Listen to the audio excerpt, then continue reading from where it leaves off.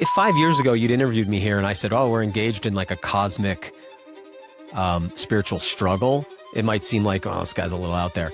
And now today, when they're talking about, on the news, 4 types of aliens and, the idea that they're interdimensional like our sitting president and other presidents and monarchs from the UK have been involved in a massive child sex trafficking ring where children might even be consumed as food at times. And I think what you're about to see is the revelation of interdimensional beings as real. And that would have been easily understood in the past, because what are angelic beings? What are demonic beings? You see actually open Satanism everywhere now. In the music industry, in the movies, you're finding out that the elites are involved in all kinds of occultism. People see things with their own eyes but can't see them because they've been programmed to interpret everything through a different lens, and that lens is a fiction. And I personally think that the whole reason has something to do, ultimately, this is going to sound real weird, but I just think that it's about... Daniel, I'm really excited to have you back. I've interviewed you before, if you haven't got amnesia. So I don't want us to repeat your whole backstory, but for the people listening who are meeting you for the first time, I'd love for you to set the scene. So you spent years exploring food, hunting, foraging, water, health, nature, like so many topics, and what it means to live closer to reality. But if we strip all the titles away, who are you and what has your life been a search for? Right out the gate, Morgan. Right out the gate. Because I know you can handle it. I usually set it up in another way because I know you got this, Daniel. Yeah, I feel like I am a person engaged in a kind of spiritual conflict that's taking place in the world. And my quest has been to, maybe it was like to figure out what this reality we're experiencing actually is. My whole childhood, I was wondering, like, what is this? And as I got older and I could formulate better questions, I just kept like trying to figure that out, like, because it felt to me very strange that everybody's living here and very few people are going, wait a second, what is this experience? It almost doesn't make sense, right? Because right now the story is all the matter in the universe gathered together into an infinitesimally small point and then exploded. And then out of that explosion, a universe that tends towards entropy, in other words, energetic decay and organizational decay, somehow in the midst of all that decay created a planet with self-organizing, self-replicating organisms that then developed consciousness enough to ask the question of how all this happened. And that doesn't really sit right with me. That doesn't feel quite right. So I had a lot of questions about, I guess they're existential questions. But additionally, because I have a human body and I got to live on this planet, I had a lot of questions about how do I take care of the human animal that I am? And maybe in the way that I wrote this piece once about, somebody dropping off, like your late adventurer uncle dropping off a chimpanzee at your house. And it's like, hey, you got to take care of this chimpanzee and you got to figure out, like, what does a chimpanzee need to be healthy? And, where do you go for that information? And it's sort of a similar situation. You wake up one day and you realize, like, oh man, I've got this like kind of ape-like meat suit that I got to take care of.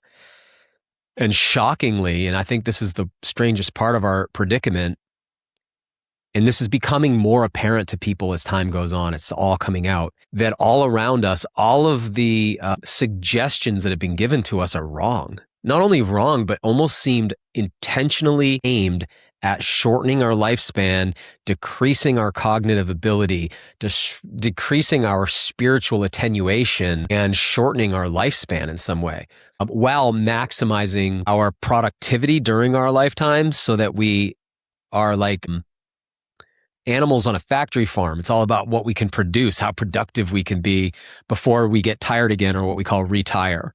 So it just like, I was like, this can't be it. So I've been trying to figure out what's going on here. So how do we take care of our health? But beyond that, because in this onslaught of all of these, not just health protocols that are wrong, but like devices that are intentionally addictive, medications that are actually poisonous, surgeries that are actually destructive and don't repair the things they're supposed to. I mean, we could just go on and on. So in light of that, how do we become healthy? And then how do I not get so wrapped up in that and spend so much time in that I don't ask the real question, which is more important? Because, imagine if you were raised in a world where actually everything was flipped. Any technology that was developed was only developed if it could enhance your health, or was only all the technologies, imagine they were all biocompatible. So instead of an Instagram account that is intentionally addictive and destructive to your ability to think, long-term or hold, short-term memories, instead it was designed to improve you. That could be done as well. Like, what if television, instead of being used to just entertain you with more slop, was actually designed to, was used to elevate your consciousness, right? Like, imagine a world like that. Well, then we'd have all this free time to ask ourselves, like, what is this place? What is this for? What is this experience of life? But we're not able to ask that question most of the time because we're so busy treading water in this human factory farm / like dystopian, anti-health milieu that we're in. So my life, who I am, I'm a person who wants to align my life with my creator's desire for me. I'm a person who wants to take good care of this body that I was giving, so I have time to ask these questions and pursue them to whatever answers I can get to. And then lastly, I guess I'm somebody who really wants to try to give some of that back to people in a way that's like, feels a little bit like one of those maybe medieval battlefield movies where like the guy's riding the horse out in front of all the troops at first, rallying them to get them like excited and ready for what's about to happen. Like that's kind of what I feel like my job is to just kind of like remind people of what an incredible opportunity we have being alive right now, being on this planet and getting to live through probably what's the most wild and exciting moment in human history ever. Yeah. I'm curious about your question when you were little, because within peak performance psychology and NLP, you have this phrase of calling it a meta question. Like you have a question that guides a lot of your thinking, a lot of your decisions, a lot of your reticular activation system. So you were asking, what is this? Do you live with another question today? What is your bigger question that you are maybe constantly asking yourself, consciously or unconsciously? Or for most people, it's unconsciously. Why does this always happen to me? Many people have that type of meta question. Which makes their life suck. I was going to say, that one's not what's plaguing me. Why am I so blessed? If you have that meta question, you get a completely different life. Yeah, wow. I'd like it to be that question. Yeah. That sometimes gets called like pronoia, right? Like the opposite of paranoia. Yeah. Pronoia. Yeah. I'm born on an equinox, and I think that, like, I think astrology is a real thing. I don't think that it's not like in the newspaper, horoscope, but I do think it's a real thing. And that comes from many years of having looked at it and seen what it actually is. But if a skeptic heard me say that, I would just sound ridiculous, but they would actually be the one who hadn't really gone deep into the science of what it actually is. It's incredible, deep, ancient science. And I'm born on an equinox, and I think that that's caused me to a fault to want to try to balance extremes in myself. It doesn't make me balanced. It makes me want to, like, if I have one extreme, I want the other extreme. So I have probably a good mix of paranoia and pronoia. So I wish I just had that question that you were, but I'm very interested in, I guess it's something like, how do I live now? Because I don't believe this is everything. I think there's something after this or concurrent with this, or, I'm putting that into like our temporal model that we live with, as like future, past and present. But I think that my soul exists beyond this. And so I want to make sure that I'm aligning myself well with that. This is such a temporary experience. So how do I align myself with what's next so that I get the most out of this opportunity of being here? Because I think that this life is for a reason. It's doing something for our soul. I don't want to be too cliche and be like, it's a school for our soul to, but something like that. Or maybe to see what we choose to align ourselves with while we're here. But I want to go to a higher frequency, not a lower one. So I'm very interested in what that work looks like. And surprisingly, it's not what I thought. That's what I'm finding out. I'm getting close to 50 now. So I'm getting a little bit of, half a century of perspective. And it's not quite what I thought at first. It's different. And what's the difference? Yeah. I thought that all those people who were like, Well, first of all, I thought like maybe the world was just full of all these sheeple, and my goal was to be like one of the awakened ones. And then I found all those other awakened ones, and then I found, oh, that's a fraud. Like that whole like new age world of all the people raising their frequency and, you know, doing all the meditations and mantras. And at the end of the day, what I found, that's just a bunch of sex, drugs, and rock and roll is what's actually going on. They present one thing to the public, but behind the scenes, you find a really different world. I say that from decades of experience deep in those worlds. You know, all the ayahuasca ceremonies and all the medicine people and all of the, you know, deep meditations. And I was always at the hot springs with the big groups staring at the sun at dusk. And, you know, we were doing all the performative stuff. But in the end, it was just like a bunch of really messed up people who were covering over those character flaws. I'm not blaming any of us for having character flaws. We live in a really complicated world that creates them, but covering over that stuff and performatively pretending to be okay. And not just okay, but like enlightened. And I've kind of come to the conclusion that actually what's more important is day to day, how do I serve? How do I bless people? How do I maintain my integrity?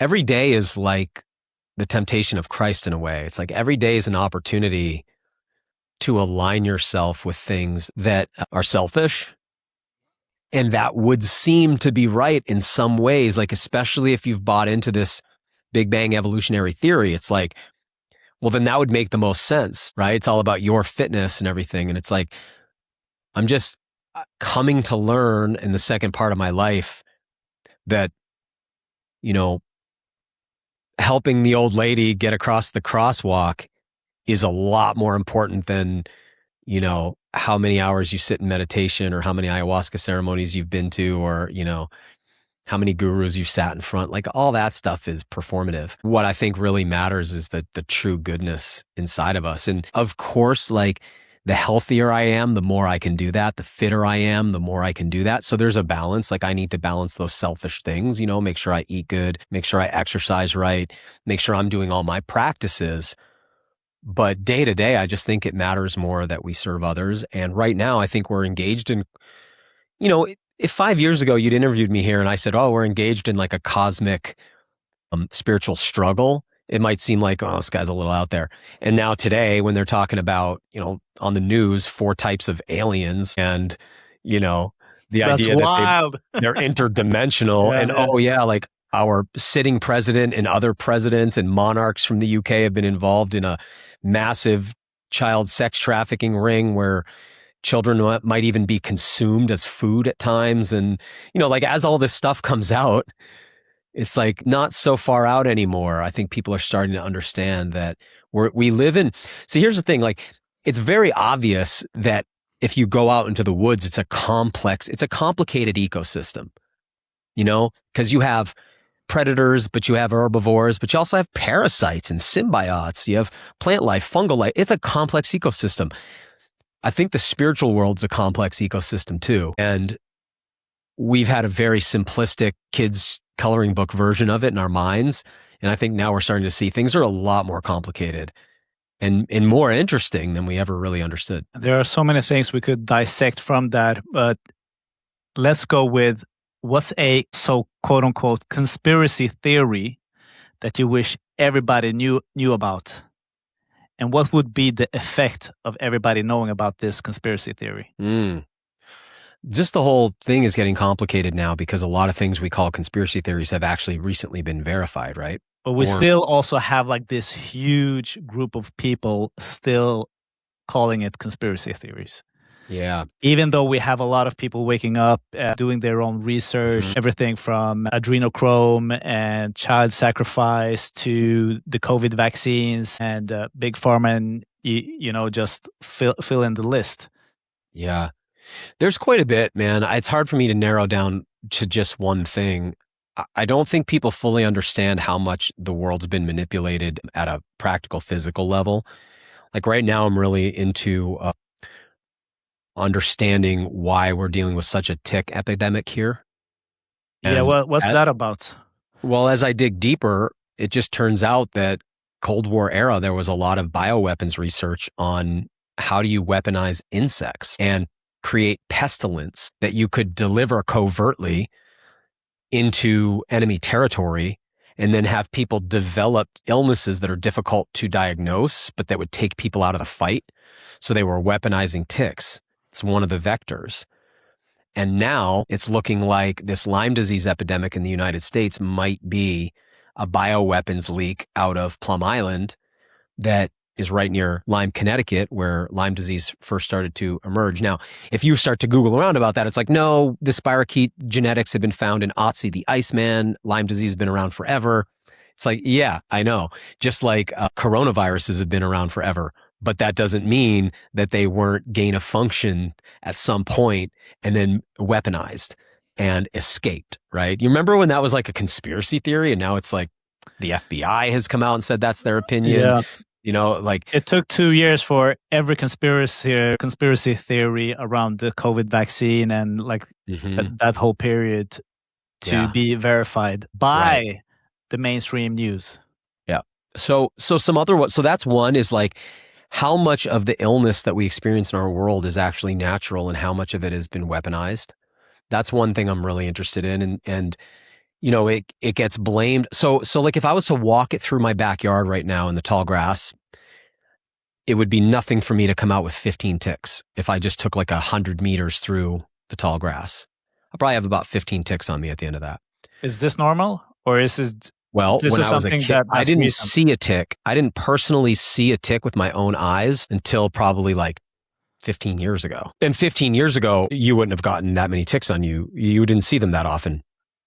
And then there was this tremendous explosion of ticks.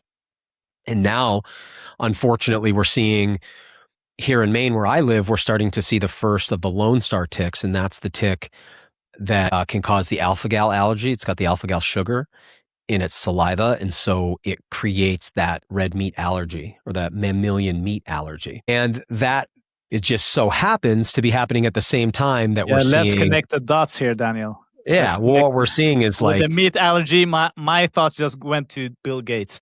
Yeah, I mean, I directly connect him? No, but I mean, you've got all these characters out there, not just pushing fake meat products, but also claiming that it's our consumption of meat that's bad for the environment, and that it's these, like it blows my mind the idea that, you'll hear this conventional history say there was 60 million bison on the plains and their farts evidently weren't causing climate change, but now cows are. It's just, the whole thing is absurd. See, what they always do is they blame us. They institute it, then they blame us, right? Like, here's another one, another conspiracy. I'm going to tie this back, but I really think people need to see this PBS, that's public broadcasting. That's like a public television here in the United States. We have all our corporate television, but then we have like public television as well, publicly funded stuff. And that's where you'd watch like Mr. Rogers and Sesame Street or something, but they made a 3-part documentary called The Century of the Self, and it's about Edward Bernays, and Edward Bernays is Sigmund Freud's nephew. Are you familiar with any of this, Morgan? Do you know who I'm talking about? Yeah, just on the surface. Okay, this is a deep one for people. So Sigmund Freud's really interesting because his Freudian psychology is the foundation for all of this mind control and psyoping that we're experiencing. You basically have these like two schools of thought in psychology. One is Freudian and the other one is Jungian. And Jung was a student of Freud. And Jung created all of this idea of archetype, and that archetypes are these things that are eternal and exist. You embody archetypes, but you die and that thing persists almost like a god or something. And so we have all these different archetypes, and that archetypes are the foundations of general human mythology and story, particularly the hero's journey, right? It's this journey through all these different archetypes. So archetypes would be like the king, the queen, the emperor, the sage, the warrior, the monk. These are real things, but they're also archetypes. Okay, that kind of psychology is used to help people develop kind of like up the Maslow hierarchy of needs to self-actualization. But Freudian psychology, which is dominant, is used to control the masses. Now, Freud developed his theories, and the whole story of Freud is really interesting. I just finished a book called, what was it called? The I have to come back to the title, The Suppression of Truth, I think. And it's about how Freud's developed a whole theory of mental illness that said the root cause of adult mental illness is childhood sexual abuse. Then that caused a big stir in the world of psychology, and then he completely reversed and buried that theory and hid it. Why? Well, now we're starting to see why. Because he was outing childhood sexual abuse, which we're now learning is foundational to how our entire system works, actually. So he hid that. Well, he went on to develop all the psychology that was used by his nephew, who came to the United States, and he's the one who developed propaganda. He actually wrote the book called Propaganda. He was the guy that got fluoride put into water. He was the guy that got women to start smoking cigarettes. This guy was the one that all the food companies and corporations worked with. He worked with the CIA, the DOD, the United States government. He's foundational to how all of this, this whole lifestyle was sold to the people. Now that it's been sold to us and we embraced it begrudgingly, like we didn't used to live in a world where everything was about consumption and everything was about status and everything was about what stuff do I have to have. That was all pushed on us very heavily using Freudian psychology, fear tactics and base instincts that are in us. And now they're flipping the script and telling us we've destroyed the world because we want to do all that. And we didn't want to do that. That was pushed on us by these governments and corporations, right? So similarly, they created the factory farm system, not the people. The people never wanted that. All we want to do is like grow healthy organic food and like raise our families and self-actualize, right? But these corporate interests created a factory farm system that now they're blaming after they've subsumed the entire natural food industry. Now they're blaming climate change on their system, but making it seem like it was us that instituted it and trying to suppress the people with that. You see what I'm saying? Like they always like flip it on us like it was us and it was never us. So another big conspiracy I'd like people to understand is about Edward Bernays and the role that he played with his uncle Sigmund Freud in not only suppressing that child molestation was extremely widespread, just as it is today. And we're kind of understanding that now with what we're hearing. You know, when I first started hearing about human trafficking, I didn't really understand what we were talking about. It took me a while to figure out what we were talking about. Now I understand there's more living slaves today than at any other time in history. That's wild. People need to wake up to that. Slavery is rampant. There's 50 million enslaved people today. That's astonishing. But there's others, man. It's like I would like people to understand that the space station is 250 miles up. It is not in outer space. We don't go to outer space. It's 250 miles up in low Earth orbit.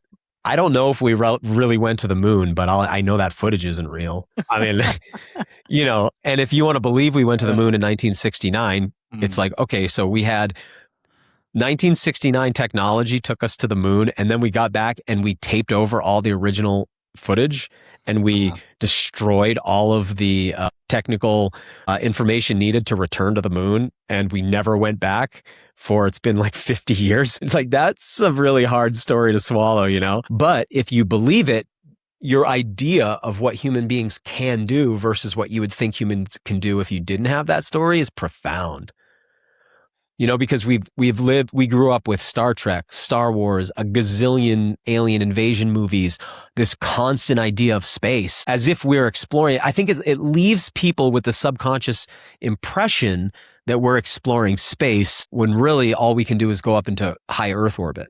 I don't know what happened with that Artemis mission, if that's real or not, but I'll say this, like they didn't do a good job of convincing people with all the CGI footage that they used and the green screens that they got busted on over and over again. And they're not doing a good job with how do you say it? Like, it's just none of it's, unfortunately, they've done a lot of things to make it not very believable. And so NASA's credibility, I think, is really, really low. All these images they show us of the Earth, and then we find constantly that it's Photoshopped. The clouds repeat, all these kind of things where it makes it really suspect. So it kind of seems like we have created the impression that human beings are way more technologically powerful than we are and that we have the ability to leave the Earth. And I think all of that's foundational to, I'm not a flat Earth person. I'm not like a space is fake person or, you know, I mean, I'm seeing the level that the conspiracy, because once the conspiracy theories are all proven, now if you're a conspiracy theorist, you got to go to like some pretty fringe areas for the new conspiracy. Because after a while, you got to say like, well, I proved that wrong, and that was wrong, and that was wrong. So this too must be wrong. The earth must be like everything must be questioned. Yeah, and that can be healthy, but that can also take you like to insane places. Because I got so many friends that have went down so many rabbit holes that they just get mentally exhausted, spiritually exhausted, and they get like really burnt out, like physically you burnt get out. lost, They can't work anymore. You can't find your way back from the rabbit trails, right? Yeah, so and people end up starting to believe like that everybody around them is like living in an illusion, and they're the only ones who are woken up, and that's a dangerous place to be too, because like I was saying before, I think what's really matters is taking care of other people. But if you start viewing everybody as like dumb cattle, now you're just like the elites, who kind of view us like dumb cattle. So I think you got to be careful with that. But that said, I don't really trust much out of NASA. I think last time you and I spoke, we talked about it. I mean, the foundations of NASA are freaky deaky. Between, Nazi scientists like Werner von Braun, or, Jack Parsons and L. Ron Hubbard doing all the initial rocket testing, or, their connection to Aleister Crowley, satanic sex magic stuff. It's like, that's the foundations of our space program. And something I point out, I got a lot of Christian friends who are such wonderful people, but kind of have like pretty normie views on things. And they're really rah, patriotism. And I'm always like pointing out to them, guys, like, why are all our space programs named after like pagan gods? Because they think like we live in a Christian country. And I'll be like, okay, how come all of the Capitol buildings are laid out like pagan temples? Exactly. Right? Why is there a giant obelisk in the middle of DC? Like, this is not Christian stuff. And, when you're naming all of your your rockets and all of your space programs, Mercury and Apollo and Artemis, like those aren't Christian titles, you know what I mean? But anyway, so the origins of all that, super weird stuff. And I think these aren't a whole bunch of random conspiracy theories I'm just throwing in. They're all connected into one scheme to create essentially a completely artificial construct of reality, and convincing people, like the Emperor Wears No Clothes allegory, where what happens is people see things with their own eyes but can't see them because they've been programmed to interpret everything through a different lens, and that lens is a fiction. And I personally think that the whole reason has something to do, ultimately, this is going to sound real weird, but I just think that it's about trapping our souls. I don't know if it's because our lives and our souls are like food for something, or energy for an energy source for something, but there's a suppression of human flourishing, and almost all these conspiracies just come back. It's like I was mentioning before, Edward Bernays and the fluoride story. Now we have Harvard studies showing that fluoride lowers IQ. But people still aren't like, well, why was it ever put in the water? Well, like, let me explain why, if you're wondering. Like, here's why. Not you, but just somebody who's listening and wondering. Yeah. The aluminum industry had a byproduct of fluoride, but everybody knew fluoride was poison because I've gone to a municipal water supply where they put fluoride in the water, and I've seen the room where they store the fluoride, and the walls are being eaten away. The concrete walls are eaten away because fluoride's so caustic. Well, people knew that. Fluoride was also it still is used as rat poison, so people knew fluoride was poisonous. And fluoride had a really bad public image. And so Edward Bernays was brought in because his whole thing, it was called engineering consent. And they were like, Bernays, we need to get rid of this fluoride, but no one wants us to put it anywhere because it's so toxic. So we needed a way to get rid of it, and we need to clean up its public image. So this is what he came up with. We can't just go put it in a hole in the ground. No one's going to let us. What if we diffuse it through the people? Think about that. You take a waste product and you break it into really small parts, and you feed it into the bodies of all the public and let them piss it out in diluted amounts. That's what happened. An industrial byproduct. You were told it was good for your teeth, but actually it lowers your IQ and makes your teeth brittle. And when you have it in your teeth, it's a disease called dental fluorosis. I mean, you can't make this up. I'm like, how do people still trust the dental community? These are the same people that were putting mercury in people's teeth, which they also knew at the time everybody's known through all history that mercury's poisonous. And then they get done that and they're like, oh, fluoride too. It's like, dude, don't touch your dentist. But yeah, like all this stuff is connected because whenever you look back on it, you're like, oh, it lowers IQ, it lowers sperm count, it creates feminization in males. Everything that we're seeing, like all these conspiracies, they all seem to kind of come back to dumbing people down, reducing our life force and health span, and or covering up for things they've done to do that. And someone listening will just ask the question, why is that the goal? What is the purpose? Yeah, I think it's like really complicated and multidimensional, but on the most basic level, it's because all through human history, you've had a small group of elites control a large group of subjects and or peasants and or slaves. But in those days in the past, the people knew that's what they were. The new model is like Brave New World. If you've ever read Aldous Huxley's book, the new model is that you get the slave class to believe they're free while they continue to hotly pursue the means of their own enslavement, thinking that that's how they'll get ahead. So it's like a way of whitewashing the mechanisms of control and slavery. I mean, it's brilliant, really. Because you have, let's say you take the two contrasting models from the mid-1900s. You had the 1984 style, really bleak dictatorship. Everybody knows they're being controlled, and they know that media is being controlled, and they know they're being suppressed, right? It's like the North Korea model of control. And then you had the Brave New World model where look, where I live right now, man, you just drive down the street. It's starting to look like the third world here, except all the weed shops are just shiny and new, right? So everybody's just stoned all the time. You can just steal what you want from the stores. Nobody's working. The people that are working are only half working. The whole system's like crumbling right in front of our eyes. You know what I mean? It's like you're watching like the deconstruction of the world that we built right in front of our eyes. And everybody's like thinking if they just hustle, man, they're going to make it. And they're all, you know what I mean? It's really funny to watch from the out, like when you kind of take like an objective view, because you see what's happening, which is that people have been deceived, man. And they think that they're freer than ever. They think we're smarter than ever. Like if you pull up a math test for like a sixth grader from 1800, you realize, oh, we're getting stupider at an alarming rate. You get a dictionary from the early 1900s and you're like, oh, we're losing words, right? It's like very obvious. But people think this is the smartest people have ever been.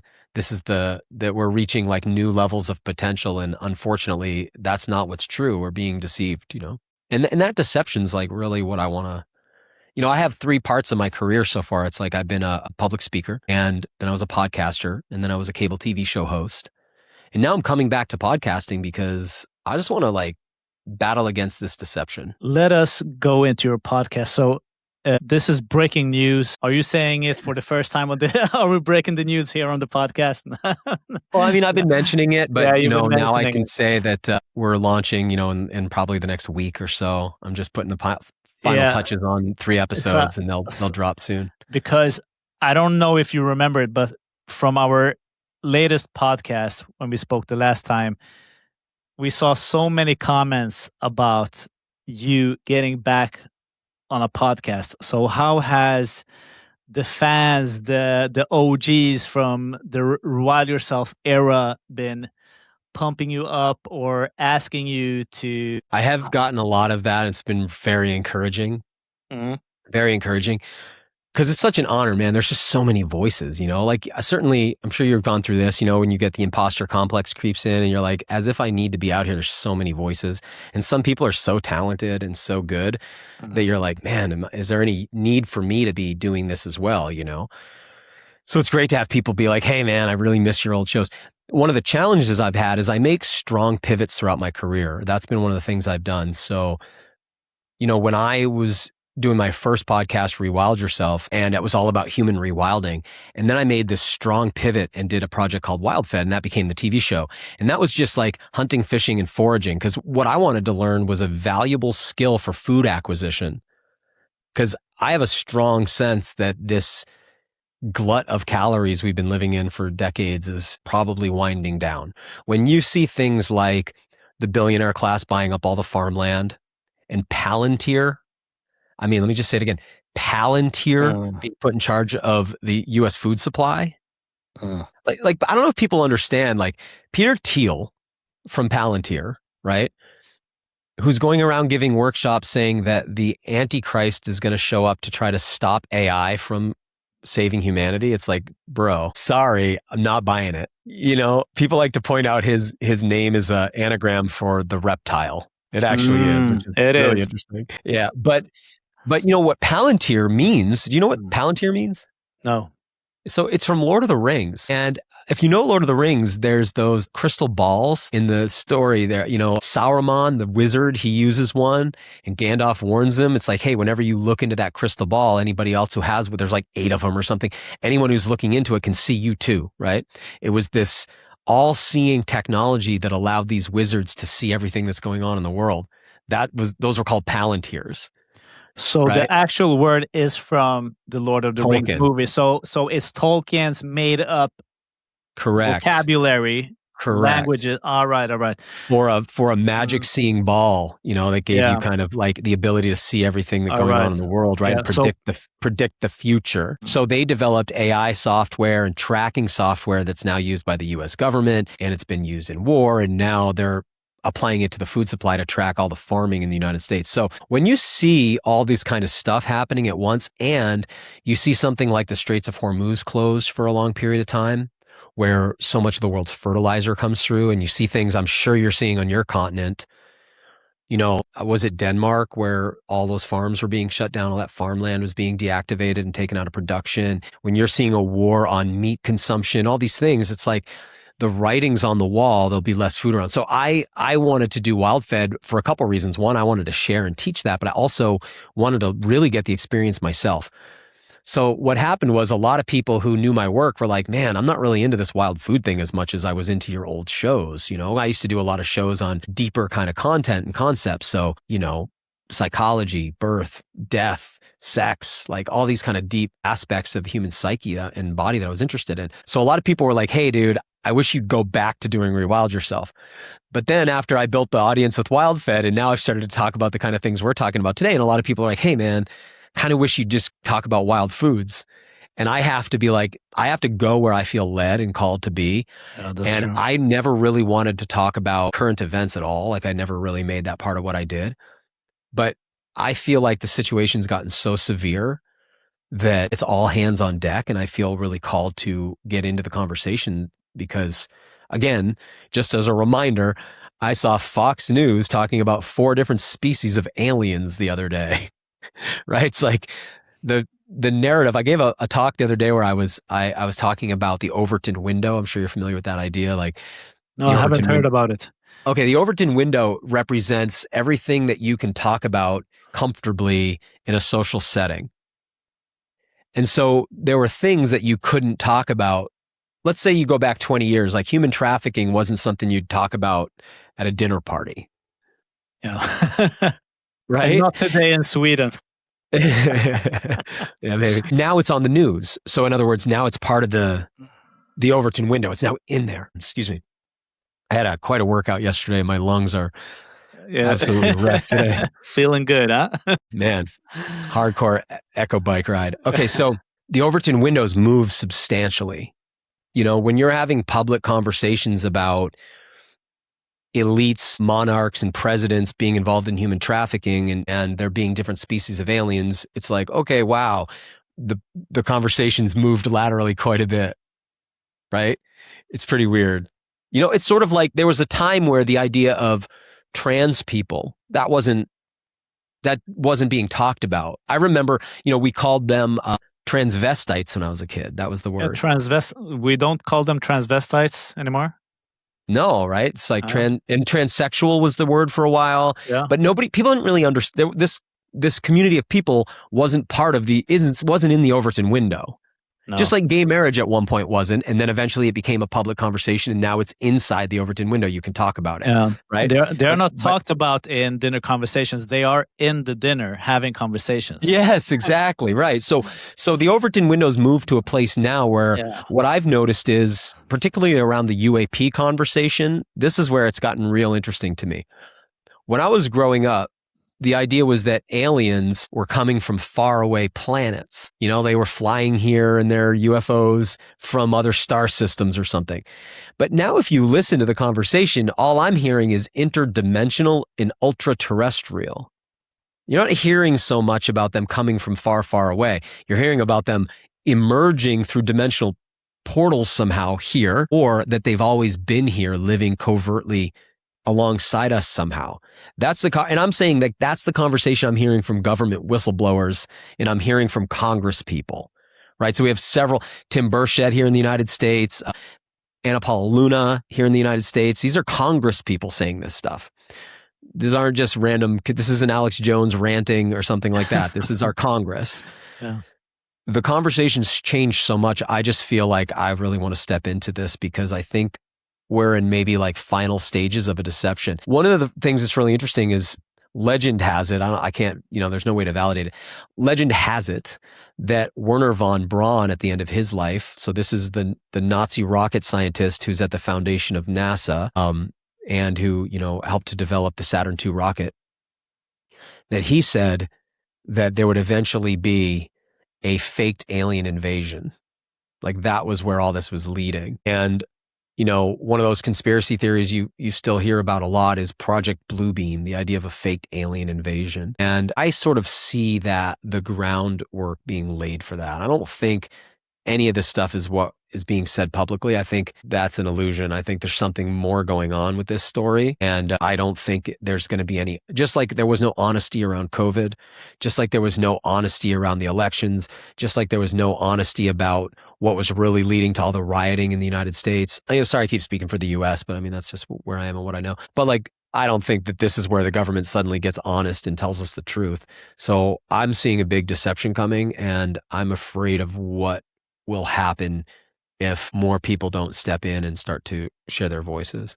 And circling back to one of the questions, what do you think the effect will be from people finally realizing that these thoughts, these ideas are so much more than just conspiracy theories? What will be the effect on humanity? And I just want to share a quote before I hear your answer is, you remember the movie The Matrix, the first one, where Morpheus says that some minds are too old to get unplugged. It can be dangerous. It can even be deadly, lethal. And that's why they don't just unplug everybody. Their mind had to be mature enough and not too rigid in order to get unplugged. Man, yeah. And there's also the great scene with the guy who was one of the ship's crew on Nebuchadnezzar, and he's in that restaurant eating the steak, right? Judas. Yeah, man. Right, and for the listener, he's the guy who he's decided to embrace the illusion because it beats living in the reality. The reality is too hard to embrace and accept. Yeah, maybe that's part of it, man. I don't know. I think that from my history, I have a fairly flexible mind, and so this is, I mentioned before things like ayahuasca. It's like when you've experimented with some of those medicines, like I think they create tremendous neuroplasticity, and you experience realms and realities that feel realer than real, and that changes. It reduces that rigidity in your mind. So I think there will be people who melt down. And I think there will be, I kind of get the impression when I'm out in public now, just driving around, it's just like, I feel like there's people spinning out I feel like people are like some people are on the verge of spinning out, like they're just barely holding it together. What do you mean with spinning out? Like, that idea of the straw that broke the camel's back, right? It's like you keep adding a piece of straw to the camel's back and it can keep taking the load. And then there's eventually there's just one piece and now it's too heavy and it breaks the camel's back. All right, I feel like there's a lot of people who are like one straw away. And when I say straw, I mean like one more piece of information. All right. Where it's like they just are becoming erratic and a little, they could spin out. I don't know what that means, but it's not good. There's other people with a lot more resilience. There's a lot of people that are deeply, deeply asleep. There's a lot of people that are right on the verge of being awake. There's a lot of people that are pretty awake to various degrees. And there's a lot of people like myself where it's like, I think I'm kind of awake, but I don't know how asleep I am. You just don't know what you don't know. That's one of the real lessons I of think age. that's a beautiful place to be, because I've always asked myself and also asked people on the podcast, what is being awake? What is that? Because I felt during my lifetime that I've gone to different stages, different levels, different understandings. Something I thought was true a year ago, I now have new beliefs around it. Correct, yeah. So what is this place of being awakened? Is it the guy who knows the most conspiracy theories? Some people think that. Yeah. Someone who has done the most ayahuasca trips. Okay, well, yeah, thank you. All right, that helps. I think it's the person who can live the most with the most love, yet also can fearlessly look over the edge into the abyss and not be overwhelmed by it. So it's like a combination of those two things, because there's the person who can live in love, but if they looked over the abyss and saw what's actually there, they wouldn't be able to do that anymore, right? Like it would destabilize them. Yeah. And then there's the person who can always look over the edge, and actually they've built their personality around looking over the edge. That's that hardcore conspiracy person. But like they're so caught up in that they don't see the old lady needs help. You know what I mean? Yeah. So I think it's about balancing those. Also, from the last time we talked, I'm deep into the Bible, and particularly Jesus, and he says so it depends what translation you read. Sometimes it'll be translated as stay awake, and other times it's translated as keep watch. And I like that. So keep watch implies like it's 3 a.m. and it's your turn to take watch. And so that means you are responsible for everybody who's asleep behind you, and you're watching with alertness. That's staying awake. When Jesus, just before he's captured and he's on the Mount of Olives, and he brings 3 of his disciples with him, and he keeps going to pray, and he tells them to pray, but every time he comes back, they're asleep. It happens a bunch of times. And he's like, you can't keep watch with me even a little while. He's like, still resting and taking your sleep. Like, can't you stay awake? And they can't stay awake. They just keep falling asleep. And he's the one who has to tell them that, hey, like, here comes my betrayer. Because they're like asleep, There's the guy eating the steak, Judas in the Matrix. In the Matrix, yeah. Cypher. He can't keep watch. Yeah. He can't stay awake. That's true, because he's falling asleep while he's watching Neo in the movie. He wants to go to sleep, though. He wants to. Yeah. And so maybe it's not as important that we define what staying awake is, and more that we define more like the desire, or maybe we talk about the desire to be awake. I think that's because, hard to define enlightenment or whatever, but some people just don't want to be awoken. Maybe that's who you're talking about. You remember before you said sort of some minds aren't flexible enough to be awoken. Some minds don't want to be awoken. I know so many, you must know people like this. I know so many people who just don't want anything to be disturbed because they just want to make it to their death without like any disturbance in what they're doing. Dude, every day I wake up and I kind of hope that today's the day I find out the whole thing starts unraveling.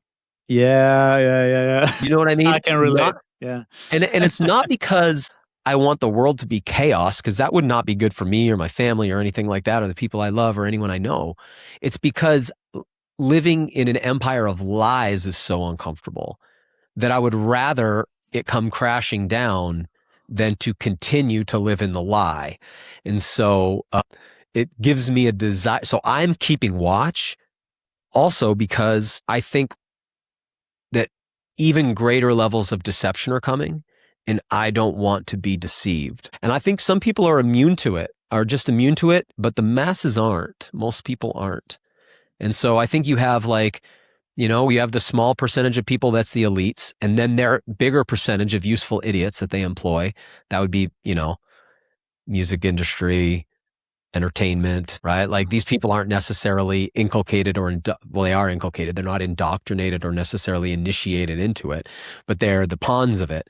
And then you have the masses, which is most people. And I don't mean that in a negative way. That's just most people. And then you have the cadre of people who are at various levels of like realizing, wait a second, something's not right. Or fully like, hey, the emperor's naked. Why is everyone talking about how wonderful his outfit is? I just want to be somebody who can see that.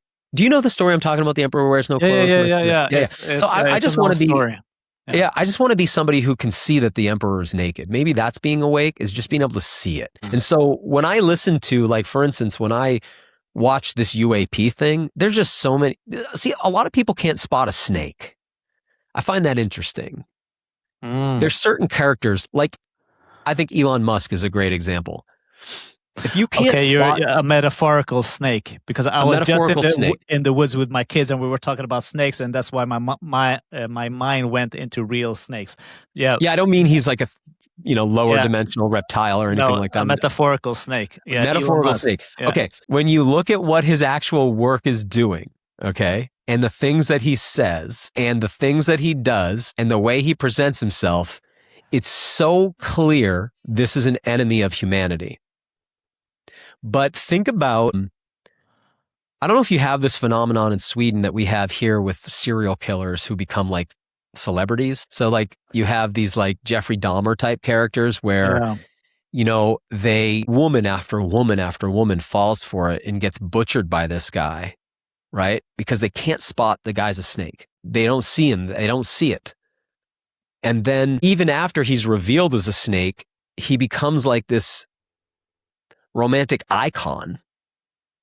The number of women that like to watch these documentaries about him, right? It's a snake, And when you got a guy who presents himself in a Satan costume for his main handle on the internet.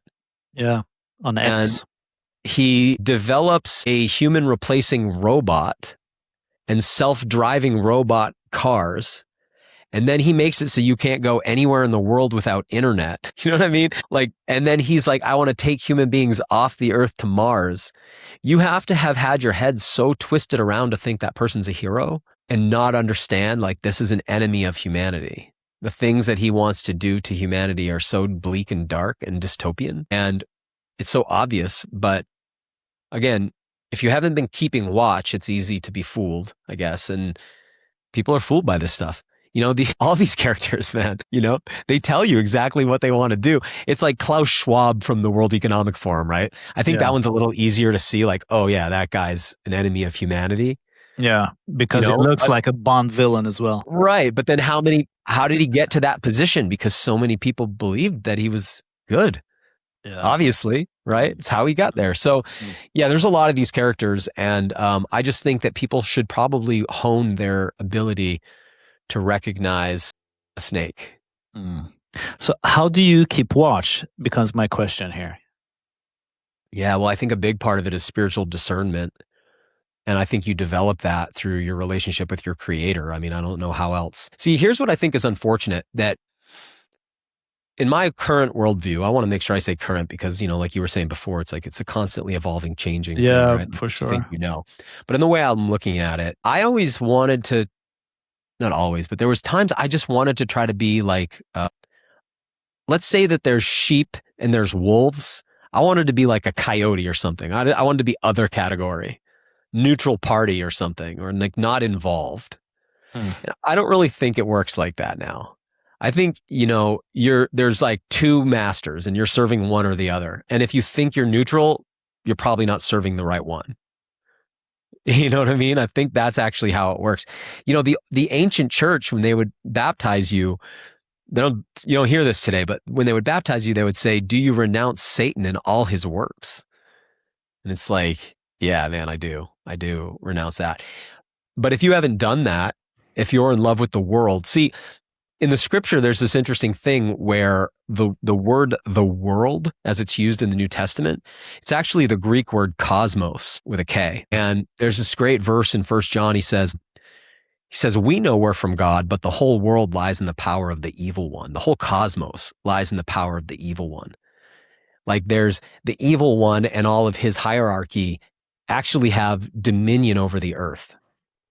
It was actually meant to be ours, but we gave it up. And now we're actually slaves in our own planet. And it's Christ that comes to defeat the old gods and does. And now he's created a way out because everybody's like trapped here. Souls are trapped here, but he created a way out. And I think you either kind of align yourself with that or you are aligning with the world. And if you're aligning with the world, then you're inadvertently in the hierarchy of these dark forces that have been controlling our planet for so long. Like that's the ultimate conspiracy. Dark forces are in control of our world. That's the ultimate conspiracy. And I wanted to ask you about what has Christianity given you? And I want to hear about your perspective on Christianity, because I can meet like 5 different Christian friends and I get like 5 different stories about what Jesus means to them and what is going on in the world today. It's like just, and you know, we spoke about before recording Stephen Bartlett also been getting Christianity experts on the show that are also historians, and a lot of things doesn't make sense to me, but because I love your perspective on life, on things, on conspiracies, on what's going on, I want to hear what's your relationship to Christ and your journey into Christianity? And is it also tied somehow to you getting married? Because many years ago, you were like so anti the construct of marriage. If I recall it right, from Rewild Yourself, from the Rewild Yourself podcast days. And then I also heard you talking about how you started to re-evaluate the concept of marriage, and I thought that was really beautiful. And that made me also considering getting married, and I'm married today. You are married now? Yeah, I'm married, since 30 years back. Yeah. Wow, man, so that's a lot to unpack there. So Christianity, focus on that. Yeah, okay, so here's the thing. The Christianity starts something like 2,000 years ago, and a lot has happened. And it's gone through many variations, right? And so you have the original apostles, and then they're teaching the apostolic fathers, and then the apostolic fathers teach the church fathers, and then the church basically turns into a religion. And that was, Christ came pretty anti-religion, but it turns into another religion. And then you have the Orthodox Church, and then the Catholic Church comes out of that. And then you get Protestantism, which comes out of that, which means to protest. So you have, the United States is dominated by Protestantism, which is people protesting the Catholic Church. I just can't identify with any of these 3 churches, the Orthodox Church, the Catholic Church, or the Protestant Church. I don't personally identify with any of those. I don't like the word Christian really because it's just got so much baggage associated with it. I don't like the idea of atonement that's taught, like Jesus died for your sins. It's like, man, that doesn't even really make any sense. Thank you. Like, it doesn't really make any sense. Because I just thought I was stupid. No, you're because hearing it from thousands of Christians, like, okay, so how does that help me? So okay, but let me say this. Yeah. Here's why that doesn't matter. Because if a person genuinely develops a relationship with Christ, I don't know that any of that, if they believe like a kid's book version of the religion, like, I don't know that matters. It's that relationship is the ultimate thing, dude. This is the ultimate thing. Having a relationship with God, it's just the ultimate thing. But here's what, you asked my perspective. So originally it was called the Way. And I love that. I love that so much more than Christianity. Christianity was originally a derogatory title. It was like little Christ. It meant like you were like a little Christ. But it eventually was embraced, I find the original, the way that I perceive the original story to be goes something like this. I've used this analogy before. Feel free to jump in and stop me if you want to, but I think it works something like this. I'm going to use our modern technology as a metaphor because it's easy to, because we're all immersed in that. So let's say that we have the ability to create an artificial construct world, right? Like a metaverse. So you have this being that speaks prompts into the whole thing, like, let there be light and let this happen and let that happen. It's like you talking prompts into a machine to create a construct. Does that make sense? Yeah. Something like that, right? He creates this construct we're living in. The language is not, you typically hear, wouldn't be construct, it would be creation. To me, creation, construct, they're synonyms. So he creates a construct. The beings are living in that construct.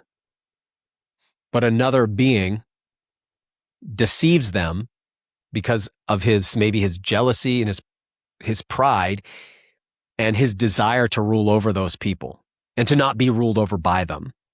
So he ropes them into a scheme, and that scheme is the giving up of their birthright. The idea like God's mad at us because we sinned, I think that's pretty silly. I don't think that's quite it. It's more like it's like your parents gave you the deed to a house and then you sign it over to some predator who tricks you and wants to hurt you and molest you, and but you think you're trading for something you want, so you give up the deed to the house. And then the deal is you have to work in that house as a servant now. It's like that. So the construct is for us and wherever we were going to be developed to, if that makes sense. But that first being deceives us and we lose the deed.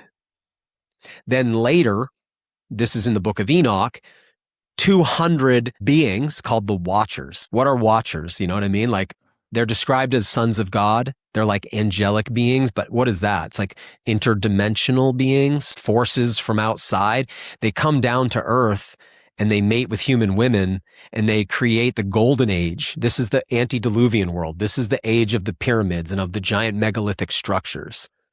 So Saxe woman in Peru, the Great Pyramid, Baalbek, these places that we're like, what was going on the earth?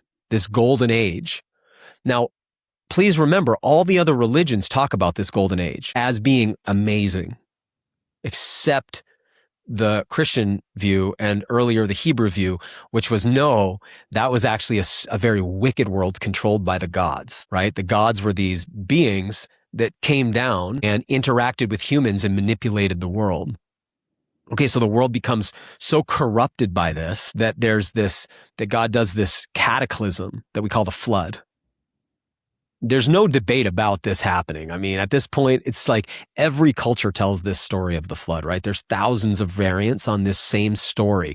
Big flood, people get in a boat and survive it. This story is everywhere in the world, right? Then after that, there's this desire by the survivors to try to bring back the golden age. That's been the multi-thousand-year project that's been taking place on this earth. We're right about there. Trump's been talking about bringing in the new golden age. This thing of AI, nanotechnology, robotics, and genetic engineering are the technologies that you start to realize these gods had in this earlier era, but it was all destroyed.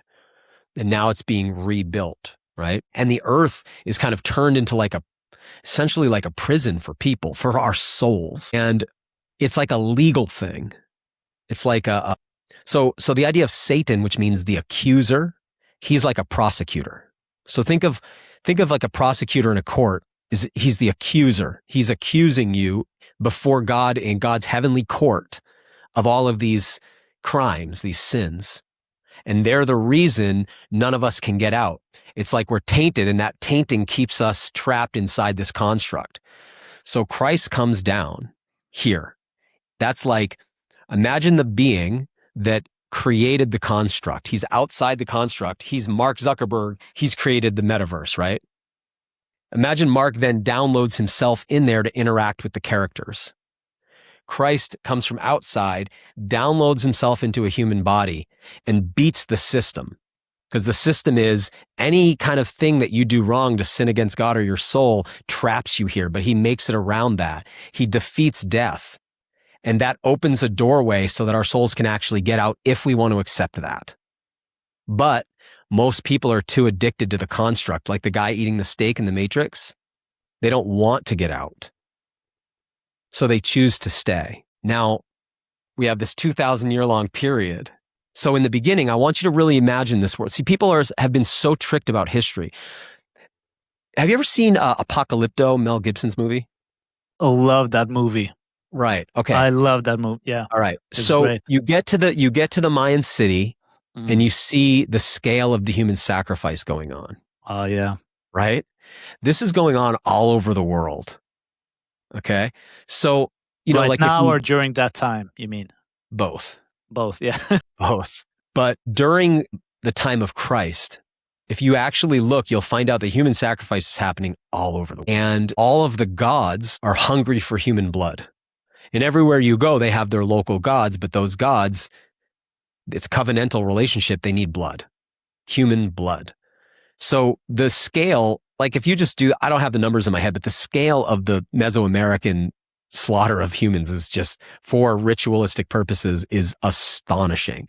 Where all four corners of the pyramid have 10,000 people in a line, like being led there at a time to have their hearts cut out, right? Or if you look at, when the Hebrews in the Bible, they go into the promised land was then Canaan. And people don't realize that the Canaanites, they were the Baal worshipers. The Canaanites became the Phoenicians. And the Phoenicians are where our whole alphabet comes from. Like people don't realize our alphabet comes from the Canaanites. The Canaanites were the ones sacrificing their children to Baal, right? Like this is going on all over the world. And Christ Baal is was a god that looks like an ox. Well, he can take other forms too, but yeah, like so you'll especially now today you see him depicted as like sort of a bull god. I don't know how accurate all that is, but you have this Baal/Molech thing going on. Yeah, Molech. And what's Baphomet? Baphomet is more modern, but Baphomet is that guy you see like the Satanic Church worshiping, and he's got goat hooves and he's hermaphroditic. Yeah, and he's got like goat horns and the pentagram between his horns and stuff. Yeah, that's Baphomet. That Elon Musk had on his suit on X on his profile picture. All right. Right. We'll get to that actually in a minute because that's like Luciferianism. So we'll get to that. But okay, so all over the world, human beings are being sacrificed and Christ comes and basically puts an end to it as the final sacrifice. He sacrifices himself and it's like, I'm trying to put this. It says that if they had understood what they were doing, they wouldn't have killed him because by killing a sinless person, he actually can't be held here in this like prison that the rest of us get held in. And he defeats sin and death and he's resurrected. That's the whole thing. And if you don't know about the Shroud of Turin, do some research. It's the most incredible thing on the earth. Shroud. Can you say that again? The Shroud of Turin. Man, I need to jot this down. Yeah, so the Shroud of Turin. All right, make sure we come back to that. But anyway, my point is, at the end of that, it basically puts an end to the worship. Christ puts an end to the worship of all these gods, all the old world gods. Slowly over the next, several hundred years and 1,000 years, all this stuff starts crumbling away and all these ancient gods kind of go away. But now we're seeing them coming back, because people have fallen away.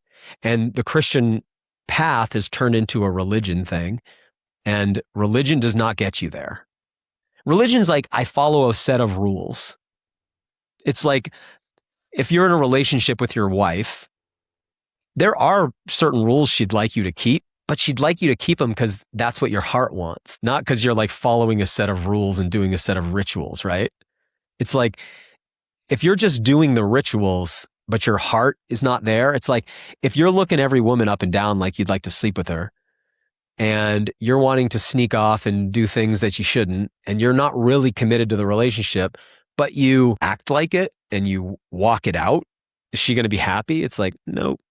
And that's how the relationship with God is, right? It's like, it's the condition of your heart. So religion is like a trick because you're not really doing it. And I think that's what a lot of Christianity is today. A lot of it's religion. But the real path, in my opinion, is developing a direct relationship with God and actually letting him into your life to guide your life. One of the things you'll notice, they call it the Jesus glow or the Jesus glow up. You just watch people who become Christians and you'll see a transformation in them. If it's real, you'll see a transformation in them. And then watch somebody go back. You know who this really stands out for me is with Kanye West. Yeah. I don't know if you remember, Kanye got into Jesus for a while. But before that, he was like super into the occult. Yeah. Because I've been a huge Kanye fan since like his first album, The College Dropout, and I've been following his like every album and his journey, and it's so continue because his journey there's is so this period where he's doing his, he's preaching and doing his sermons, and they're having their church thing all the time, and you just see this lightness in his eyes, like all the demonic stuff has been pulled out of him, and he is fresh and clean, and he's radiating light. And then he falls away from it, and look at him now. What do you see now in him? Just darkness. Yeah, darkness. So that's a real thing.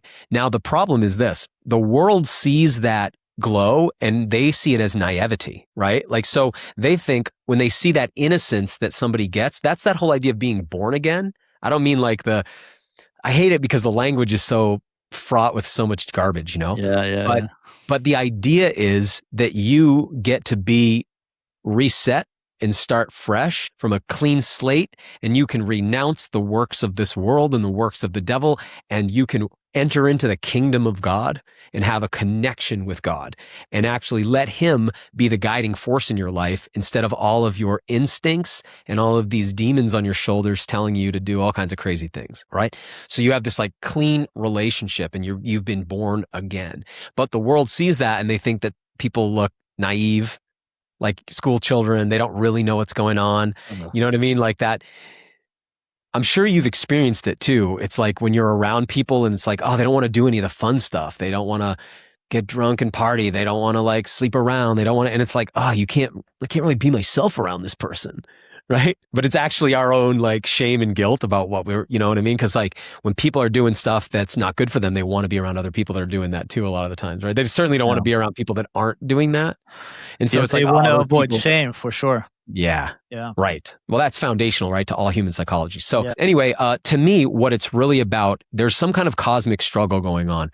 Earth is in the middle. Humans are in the middle of this. And I don't think that you can be neutral. I used to think you could, but I don't think that anymore. I think that you're either serving the world and the kingdom of the world and this idea of this character, Satan or the devil, he's the God of this world.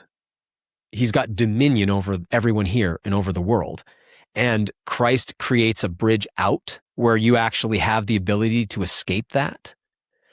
And the world wants to do anything it can to make that look stupid and silly and ridiculous and naive and scientifically unsound. And you're making it up and you believe in fairy tales. Even though they have their own fairy tales, like the Big Bang, it's obviously a fairy tale. I mean, like it's not like you can go back 64 billion years ago or whatever. They hate Christianity so much. And it's funny because Christianity is where we get hospitals and it's where we get like orphanages. And it's like where we got rid of all the old blood sacrifice. Like it led to all this freedom that we have in this modern era, all comes from that. But now we're turning our backs on it. And if you just look at what happened over the last, I'm sure it's similar in Sweden. I don't know because I haven't spent time there, but here in the United States, like we gave up Christianity publicly. We got rid of prayer in school. We did all that. And it was like, oh, this is going to lead to all this freedom. And here we are now. Our whole system is decaying around us and it's fallen into, you see actually open Satanism everywhere now. In the music industry, in the movies, you're finding out that the elites are involved in all kinds of occultism. You find out NASA, which is supposed to be this like ultra scientific organization, has been involved in occultism. It's actually what the world's really run by occultism. It's shocking. The Freemasonry thing, I mean, it's all occultism and all of the other variants and other secret societies that kind of spring off of that or offshoots of that. It's all occultism. And so you're like, wait a second. It looks like this secular world, but you peel it back and you realize, no, it's the worship of all these other gods. And I think the one that many of our elites are really into, it's the idea of a Lucifer, which means the light bringer. And that idea is an ancient Gnostic idea. So I just want to make sure I spell this out for people. That belief is this, because you have the elites on one end, they're very religious. You have all the religious people on the other end, and then all the people in the middle who think that all this stuff's made up. But the people controlling the world and the people battling those people, they all believe it. It's just the masses have been convinced that none of this stuff is real, right? But the old Gnostic belief was that the serpent in the garden is actually the good guy. The serpent in the garden is the good guy. The one who gets Adam and Eve to take the fruit of the tree of the knowledge of good and evil. the Luciferian belief is that God was an oppressive controller who wanted to keep people from the knowledge that would enlighten them, and that Satan's come to enlighten people, and that his rebellion is against an evil taskmaster, and that actually the pursuit of that kind of enlightenment is actually the real purpose, and God was trying to keep you from that, and God's the bad guy and Satan's the good guy. And that's what basically modern day occultism and Luciferianism, that's what that's all about. I mean, if you were really going to just like boil it down to the simplest thing. Yeah. And so what's happened is the world is all kind of following this Luciferian path, not realizing it, just getting roped into it and led along with it. And now we're starting to see, I mean, it's crazy, bro. I can't believe in my lifetime, we're starting to see like the prophecies of Revelation, like starting to happen. And the world's been so convinced to ignore this stuff, they can't see it. They just can't see it. And that includes a lot of people in the church too. You know, they just can't see it, but very powerful things are taking place. And I think what you're about to see is the revelation of interdimensional beings as real. And that would have been easily understood in the past. Because what are angelic beings? What are demonic beings? What is this? Where is this ecosystem of these spiritual beings? Well, it's like, it's not like they're just these ethereal ghosts. It's just, they're from another dimension. You're in a construct and there's a whole world outside the construct, and beings are coming into our construct. Maybe you've been in it before, and it sure seems like the government's telling you they're about to let you see these things, you know? Or at least start to reveal that this whole other world's not just there, but interacting with our world, and for some reason is really interested in people. Like very interested in us. It's like, why are they interested in us? What is this interest? I think you mentioned that in, you asked that question in our previous podcast as well. Like, why are they so interested in us? Isn't that really an important question? It's a great question. Like, why, you know, what, if they're so evolved and so exactly, far like past, why? What's the purpose? Are we an energy source, or like are we this battery that Morpheus held up in? But he was maybe talking more systematically in the machine, that we are these cogs, that we are these batteries, or are, as they are portraying in the Pixar. I think it's a Pixar movie, you know, Monster, the kids movie, where they are scaring the kids, and the monsters get the energy from the scared kids. Well, I don't think that's going on. It's not like they're trying to scare you all the time. That is not going on at all. Not on this podcast. But I mean, it's so true. Like when you see the way fear is pushed so heavily. Yeah. What's going on here that we're having a public conversation about these two things? Elites using human beings in the way that we're seeing now that they've been doing, and then simultaneous to that, interdimensional or ultra-terrestrial beings. It's really pretty interesting stuff, you know? So I think that the world of religion has been mythologized, and actually it's probably a much more interesting and scientific thing that's been going on, is that there's many dimensions. Those dimensions are filled with beings, you know, because another part that can be frustrating, like I'm going to put words in your mouth here, but essentially what I was hearing from you is that, or I'll speak for myself, a lot of Christians, their worldview feels like a second grader's, you know, picture book to me. It's like, it's a pretty simple worldview where it's like, well, there's God, and then there's angels, and then there's people, and then there's demons, and then there's the devil, and that's just like all the things. And I can also say that maybe it's just me not understanding the whole concept, and that is the worldview though that is the typical. If you were going to go to a typical church, that's the worldview, and I think that worldview is like incredibly simplified and dumbed down, and I just think the real story is way more complex. But our souls, for whatever reason, they're extremely valuable, and there's not just an effort to enslave, and there's actually an effort to make you think you don't have a soul. So my friend pointed this out to me recently. He was like, we were talking about atheists, because one of the things that's really interesting is there's never been atheists before. It's like a completely new phenomenon. It's like veganism. It's like a new phenomenon. Yeah. You know, people think like about Greece and Rome, and they think that because, you know, we get our Congress and our Senate from there. We get like part of our political system comes from there. Philosophy comes from there. So they think like, oh, these were secular. It's like, no, it's all temples and sacrifices to gods and goddesses. with temple prostitution and all this. Like, there's some wild stuff that was going on, man. I mean, these were highly, highly religious people. There's never been atheists before. And he was saying one of the things he loves to say to atheists, when people explain that they're atheists, he likes to say, well, do you have a soul? And he said it's very hard for people in his experience to say no. Like, you got to be really hard-headed to be like, yeah, I don't have a soul. Because like most of us can feel that we do. But there's like a strong effort to make you think that's ridiculous. And I find that very, very intriguing. I think it's also like, I was thinking about this the other day, having a soul and just exploring what my connection with my own soul was. And I was like, so how do I train my soul? How do I connect with it? There were so many questions I couldn't answer. How do I strengthen it? And when you have like a wheel of life assessment, you have different life categories, and spirituality is a certain part. And I haven't gotten a clear definition that sits like right with me when it comes to defining spirituality. How would you define it? And I've heard some say that like doing your life's mission when you're serving other people, that is a form of spiritual practice, and that we will call that spirituality. But I would love to hear your nuances. That's why we're having this conversation. Right. Well, yeah. Well, I think I appreciate it, by the way. Yeah, and this is and I need to be honest, like, I'm not Christian, I'm not Muslim, even though I have Muslim heritage from my mother's side, Christian heritage from my dad's side. I've been practicing Buddhism, Vipassana, and all of this. So I'm still, I'm not doing 100 ayahuasca ceremonies, but I got too many kids to take care of. Well, Morgan, just to say, like, I've experienced in all those worlds too. And I mean, first of all, like, Buddhism is not necessarily incompatible, right? Buddhism is a philosophy, not really a religion. I don't know how to speak to, like, there are those like esoteric branches of Buddhism, like you see in Tibet with like all the gods and all this kind of like wild stuff.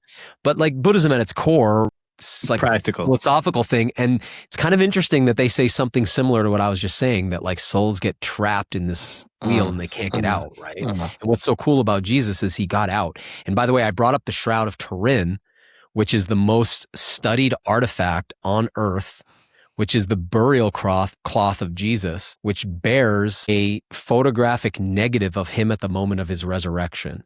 And it cannot be explained by any science. And so just so you know, like in 1978, all these scientists went to Italy to study the shroud. They brought people from MIT.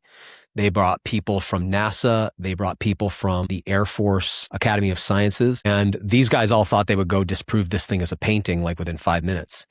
And they spent 5 days with it, and they wrote this incredible book about it, basically being like, this is completely unexplainable, but it's definitely a photographic negative of a man who was crucified, and we can't explain how this was made.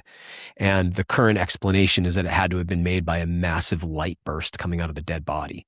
It's very, very powerful stuff, man. You should look into this. It's very cool. I've got some podcasts coming out about it, but I mean, awesome. A lot of work's been done on this. More man hours of study by more disciplines than any other artifact in existence. Okay, so back to your thing. If you were like, how do you take care of your physical body? I would be like, hey, okay, we need to talk about a couple of things. We need to talk about what you're eating and how you're eliminating. And we need to talk about your exercise and how you're maybe regulating your nervous system. Those might be like in rest, sleep, right? Like those would be the things. And then if it was like, well, how do I deal with my emotional body? Be like, okay, well, let's start talking about how you relate to your feelings, and are you even aware of your feelings, and like where are the sources of these feelings, and then how do you communicate with others, and what are your intimate relationships like? And then if it's like, well, how do I take care of my mind? It'd be like, well, let's talk about what you're learning and what you're writing and what you're speaking and what information you're taking in, right? So how do I take care of my spiritual self? It's like, well, that's prayer, bro. That's prayer and meditation. And how do you pray? Yeah, it's pretty easy. You just start talking to God. And I think this is hard for people because it's kind of like having an imaginary friend at first, Feel like you're having an imaginary friend. But see, it's not on you to prove God. It's on God to prove himself to you, right? Like, it's like, hey, God, I need you to show up in my life and show me that this is like not just me having an imaginary friend. You know, I know God's done that to you already, Morgan. I know it. I just know it. I know you've experienced things that you're like, there's something outside this. Like since I was little, of course. So you're sensing it correctly. And the thing I'm curious about, you're saying God and you're saying Christ, and a lot of Christians, they say they are the same thing. And having a lot of influence from the Muslim faith, those things doesn't align. Right. Yeah. One thing I want to say too about Muslim, and you also mentioned something about like Christianity as a religion is a framework for how to behave, and it necessarily isn't the way that you relate to Christ or that you are considering yourself a Christian. Did I caught that right? Or let me refine that. Yeah, please. But first, I just want to big up the Muslim community, because here's another interesting thing. Both Jews and Muslims believe in Jesus. 100%. That part's fascinating, because that makes up like a huge part of the people alive on the planet. So differences, obviously. If I asked a Muslim about Jesus, they're going to say, peace be upon him, but they don't believe he was crucified and rose from the dead. Right? They don't think he was really... that part I think they believe is the thing that he's God. Okay. So I think the main difference is that he is a prophet. Right. And he's not the son of God, and he is not God. Right. I think that is the main thing. But okay. Basically, let's accept that for now. Yeah. But they don't believe he didn't exist. You know what I mean? No, for sure. And then the Jews believe he existed, but they think he was like a black magician who was deceiving the people. Right? But they believe he existed. So the Jews believed he existed, even though he came after... Did he come like after the release of the Torah? The release of the Torah? You mean before they got the Torah? Yeah, before they got the Torah. No, they had the Torah. They got the Torah from Moses. Yeah, from Moses, and then Jesus came. Yeah, and Moses talks about the prophet who's going to come after him, and he talks about Jesus. But okay, so they all believe he's real, and then historians know he was real too. So it's kind of interesting. This is a real guy. You know, this guy lived, right? Christianity maintains this idea of the Trinity. So it's like Jesus is the Son and God is the Father and the Holy Spirit, and the three of them are one, but they're also separate, and all that's very hard to understand, very confusing. And I just don't personally feel like I need to get too invested in that argument. He's constantly referring to himself and being referred to as the Son of God, or the only begotten, or I forget the Greek term, but it's like monogenesis maybe, or something like that, or anyway, it's very cool, like how they get that translation of only begotten. He's a unique Son of God. But actually, when you read all of that, the Old Testament and the Second Temple writings, you get this idea. Even those beings that we talked about before, the Watchers from the Book of Enoch, they're called the sons of God. And so it's not that God, he's the only Son, he's the only unique Son of God. I don't know if he's the exact same thing as God or not. Like, that's like a Christian dogma that I'm like, I don't know. I believe in him as a savior, you know, for humanity. Could we just say that now I'm just imagining what that could mean, just to make sense of it, that we are this human flesh suit, but we all have the divine like drop of God within us, and we were having this spiritual experience through this like small lens. And that way I'm myself, I'm Morgan sitting here having this podcast, but at the same time I have the essence of the creator within me.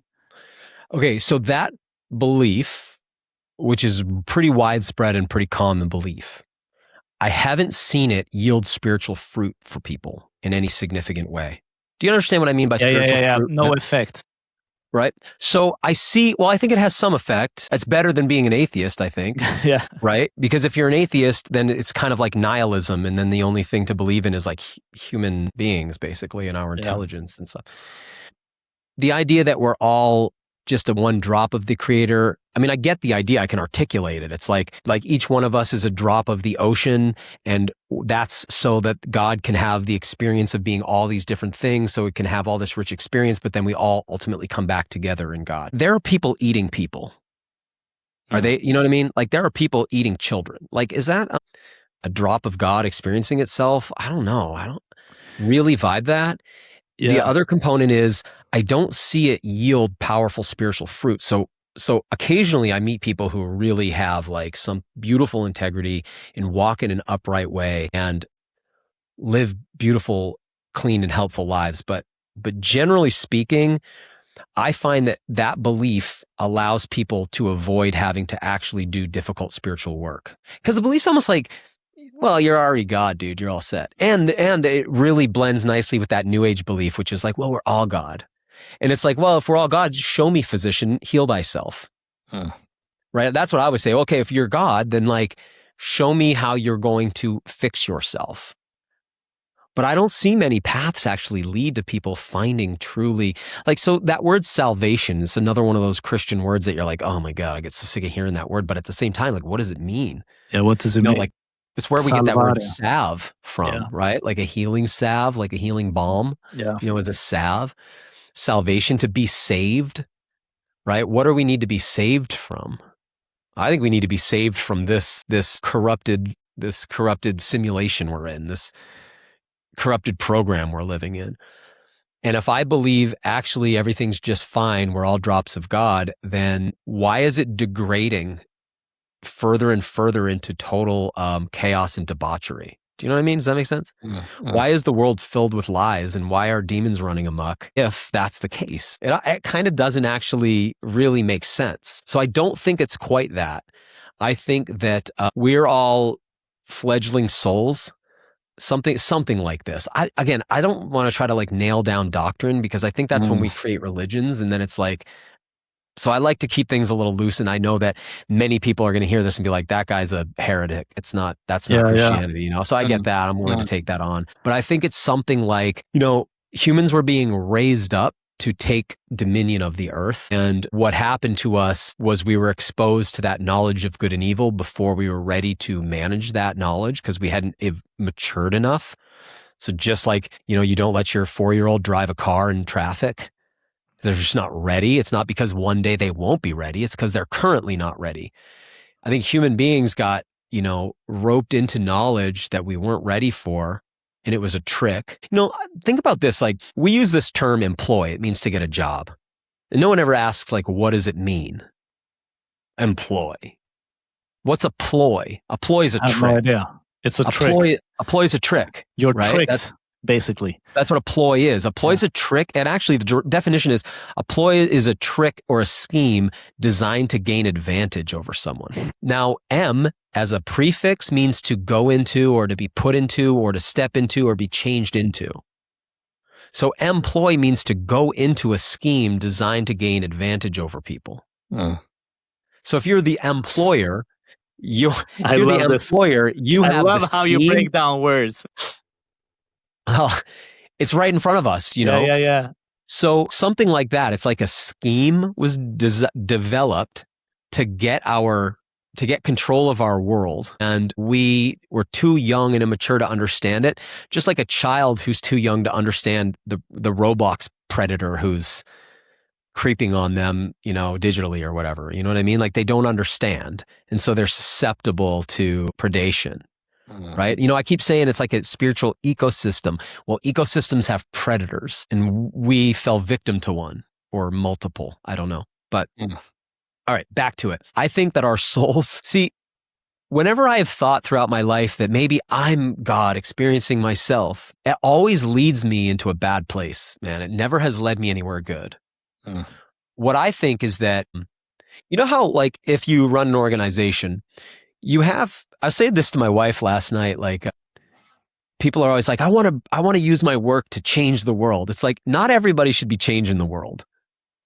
You know what I mean? Some people need to just not try to change the world. Like, you have certain type of personalities that fit really well into organizations to help to execute the vision of somebody else. And you have other people that are really good at creating the vision, right? But it's like, we all have different. So there's certain people who, they're much happier if they just, submission. Think about the word submission. It means to have a mission that's underneath. Your thing is under someone's mission, below mission. You're beneath someone else's mission. that's most people, right? Like not everybody's a CEO. Most people should be executing for the CEO, and they're actually happier that way. It's like different personality types. Okay, similarly, I think when we submit ourselves to a higher force, why does AA work to get people sober in a way that nothing else works? This is the very first part of it. It's Christianity. It's Christianity rewritten into a program, 12-step program, and begins with realizing that you're powerless over your own situation and then asking for your higher power to step in and help you. Yeah, and that's the first step, right? I don't want to, I forget how they go, but those are the first couple parts anyway. Yeah. So submission to a higher power. I think when human beings, I think that we actually need submission to God the way you need like vitamin D and the way you need vitamin A and vitamin K. It's like, if you're not submitting to God, then I think what you become is like an agent of chaos. Now, the world might not see it as chaos. The world might actually see you as going out and creating awesome things. Like imagine you're Madonna, okay? Imagine you're Madonna and the world looks at you like, wow, you went out and created so many amazing things. But if I zoom out, I look at her career, I'm like, okay, so you led all these girls to become like basically harlots. You popularized the idea of female sexual empowerment in a way that actually destroyed the lives of so many girls. You taught them to be material girls. Like, we live in a spiritual universe, but you're telling everyone that it's a material world. Right? You named yourself basically after Jesus's mom, Madonna, but actually everything you do is like really sacrilegious on purpose. And have women become better from her work or worse? Like, if I zoom out, it's like, oh, I think she did damage. I'm not singling her out. I mean, I could say this about a lot of male and female singers, but I'm just using an example because her Material World song always sticks out in my head as like when you think about that anthem and what it means. If you're a spiritual being in a material world and you get convinced that all there is the material world, that's the trick they want you to buy into. This is just a material world. Do you know what I mean? You're a material girl living in a material world. Okay, so my point is, like, the whole world will look at you and be like, yeah, you succeeded. You did it. I have a feeling when she lays her head in her pillow at night, she's tortured, man, and suffering. And you see her out there right now at, I don't know what age she is, 60 or something, trying to still be a sexual icon with her face all pumped up with injections, right? And her like looking like she has a diaper on, but grinding still on stage with people and stuff. And it's like, it's sad, dude. It just looks sad to me, right? But it's like, by the world's standard, that's a success. But that's somebody who's basically been giving God the finger from the very beginning of her career, right? And where does it lead you? It, like, you know, if you don't submit yourself to God, I think actually it will destroy your life over time. You certainly won't do the work in the world that you could have done.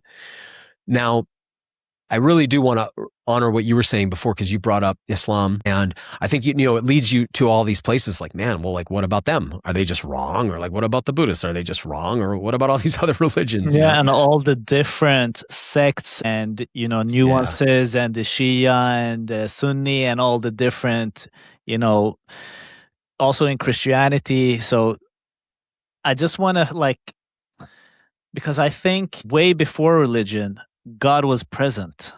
There's something that created all of this. Mm-hmm. And something I recently picked up from Tony Robbins was that God created us in his image. And if we don't create, because God is a creator, and if we don't create, we will suffer. And when we start to manage just the circumstances of our life, we will feel stressed. We will not be happy. But when we design our lives on purpose, we start to feel like more joy. We start to be more aligned with God's plan. I'm totally butchering what he's saying, but I get your point. God was a designer. Or God is a creator, and we should also create. All right, I can't speak to that. I don't want to speak to that, but I will say this piece about the image of God's very interesting. Because if we're created in the image of God, what you see right now seems to be the focus of humanity is now we want to try to create something in our own image. With AI and robotics. AI and robotics and genetic engineering and all these things that we're doing, right? So we're trying to now become creators. The problem is we're profoundly spiritually sick. God created us. He wasn't profoundly spiritually sick. So he creates something beautiful. I mean, humans are amazing. Consciousness is amazing, right? And I was not talking about he's saying that we should start creating. Oh, no, I don't. No. I'm on the same page. Tony's a great guy. Yeah, I grew up like with him in my ear, man. I love Tony Robbins. Yeah, no, I'm not slighting Tony Robbins. I'm just saying, like, I don't know how to speak to his comment exactly, but I'm not trying to say that's the kind of creating he's talking about. All right.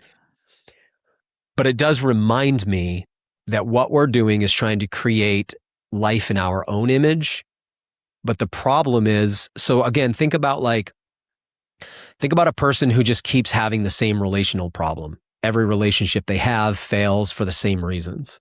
Yeah. And they're like, okay. And then, you get to a point where you just want to get out of the relationship you're in and start a new one. Because at least in the beginning, it feels good, and it's starting to not feel good anymore because you're running up against your own problems. And you get to a crossroads. It's like, I either have to lean into, remember you were asking like, what's spirituality look like? This part of it. I either have to lean into this discomfort and actually work through these very difficult psychological and spiritual issues I have, or I can run away and start a new relationship and it'll feel fun again. See, I think we have to be really careful about always chasing feelings. That's one of those things, like, because the world will tell you, do what feels good. That's kind of like the message of our time, man. Like, if it feels good, do it. Right? And it's like, feels good sometimes to just go like leave your relationship and get another one. That feels good for a little while, and it leaves you morally bankrupt and your life destroyed. It's not the way to do things. Okay, so if you're going from relationship to relationship and you never face the problem, then you'll just keep creating bad relationships. Do you agree with that fundamentally, like what I'm saying? Yeah. For one, I've lived it. Okay, so I know. Right. Me too. So if I am not well inside, but I create another life form, what am I going to create except something else that's corrupted? Right? Like, we're not in a position to go to Mars, and we're not in a position to create life because we're profoundly spiritually sick, and you can know it by looking around and seeing what's going on in the world. So we are like that person who keeps going from relationship to relationship because we're not, if humans wanted to stop and be like, hey, okay, maybe we can go to Mars. I don't know if we can or we can't, but maybe we can go to Mars. But how about we figure out how to live here first? But what, we're gonna turn this place into a trash heap and then go to Mars? Does that make any sense? Like, this place is looking pretty bad. We've decimated our ecosystems. We've eaten down the whole food web. We've polluted everything. We're covering everything in glyphosate and spraying everything with toxic chemicals. We're doing it to ourselves. You know what I mean? Like, everybody's on like testosterone and peptides and injected face stuff and Botox and butt enhancements. And it's like, we haven't even stopped to take care of ourselves, but we're going to create new life forms and we're going to let them have the world. Like, probably not the right idea. Or like, we're going to go to Mars and we're just not going to, but once we get to Mars, we'll figure out how to take care of Mars. We just aren't going to figure out how to take care of our own home first. This is not the right approach. So, and again, see, I can't believe I'm even here saying this stuff. You know what I mean? It's just like, makes me laugh from where I was, a decade and a half ago. But I don't think that until we submit ourselves, I don't think that we can create good things. We might create things that aren't terrible, but I don't think we're going to create really good things because I don't think human beings in the form that we're in are capable when we are trying to be in charge of our own lives. So we're like that employee that would be way better off to just be in submission to the boss. That's like our relationship with God.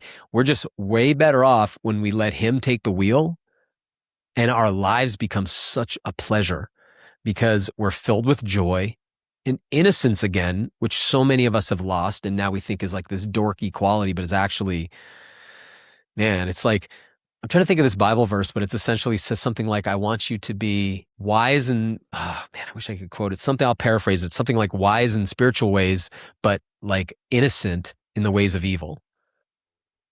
Right? Because we're all getting real wise in the ways of evil. It's like, we need to be innocent again. Like, so I love that idea of being innocent and clear and executing goodness in submission to God versus being like, that's all bullshit. I'm going to run my own life and before you know it, you're creating chaos and you're just one more agent of chaos in 8 billion people creating chaos, and the world is like in total disarray. I mean, I don't know how anyone could look at our world right now and not be like, it's in total disarray. It's like, if aliens are showing up, it's like your parents coming home and you've just had like a huge party and the house is trashed, right? Like that's, you know what I mean? Like that's kind of like the situation. Or if like, you know, if Christ returns to this world, it's like, man, what have you guys done?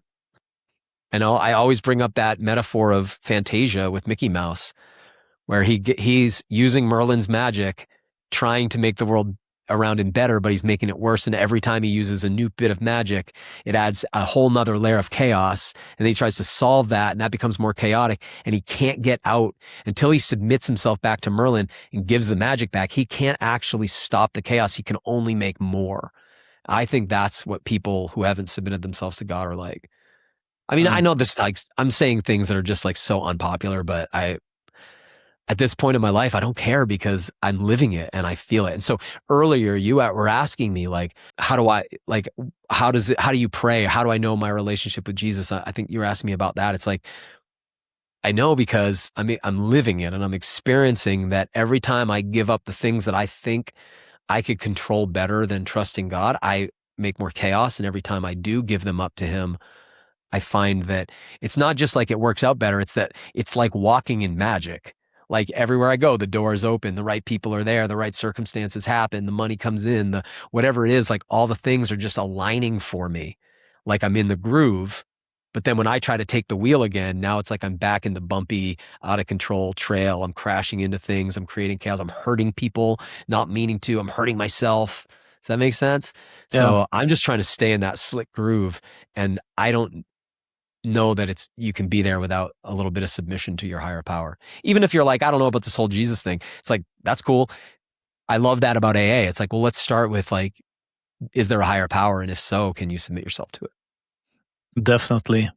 So yeah, I'm really getting curious about exploring that further, but I feel that I'm always exploring it. I'm always like listening to like spiritual, not always, but often I've done that, listen to spirituality podcasts about Christianity, about Islam, Buddhism, Christianity, not so much Judaism, but there are things that I question, of course. And I heard one guy saying that he was a Christian, but he was questioning all the time.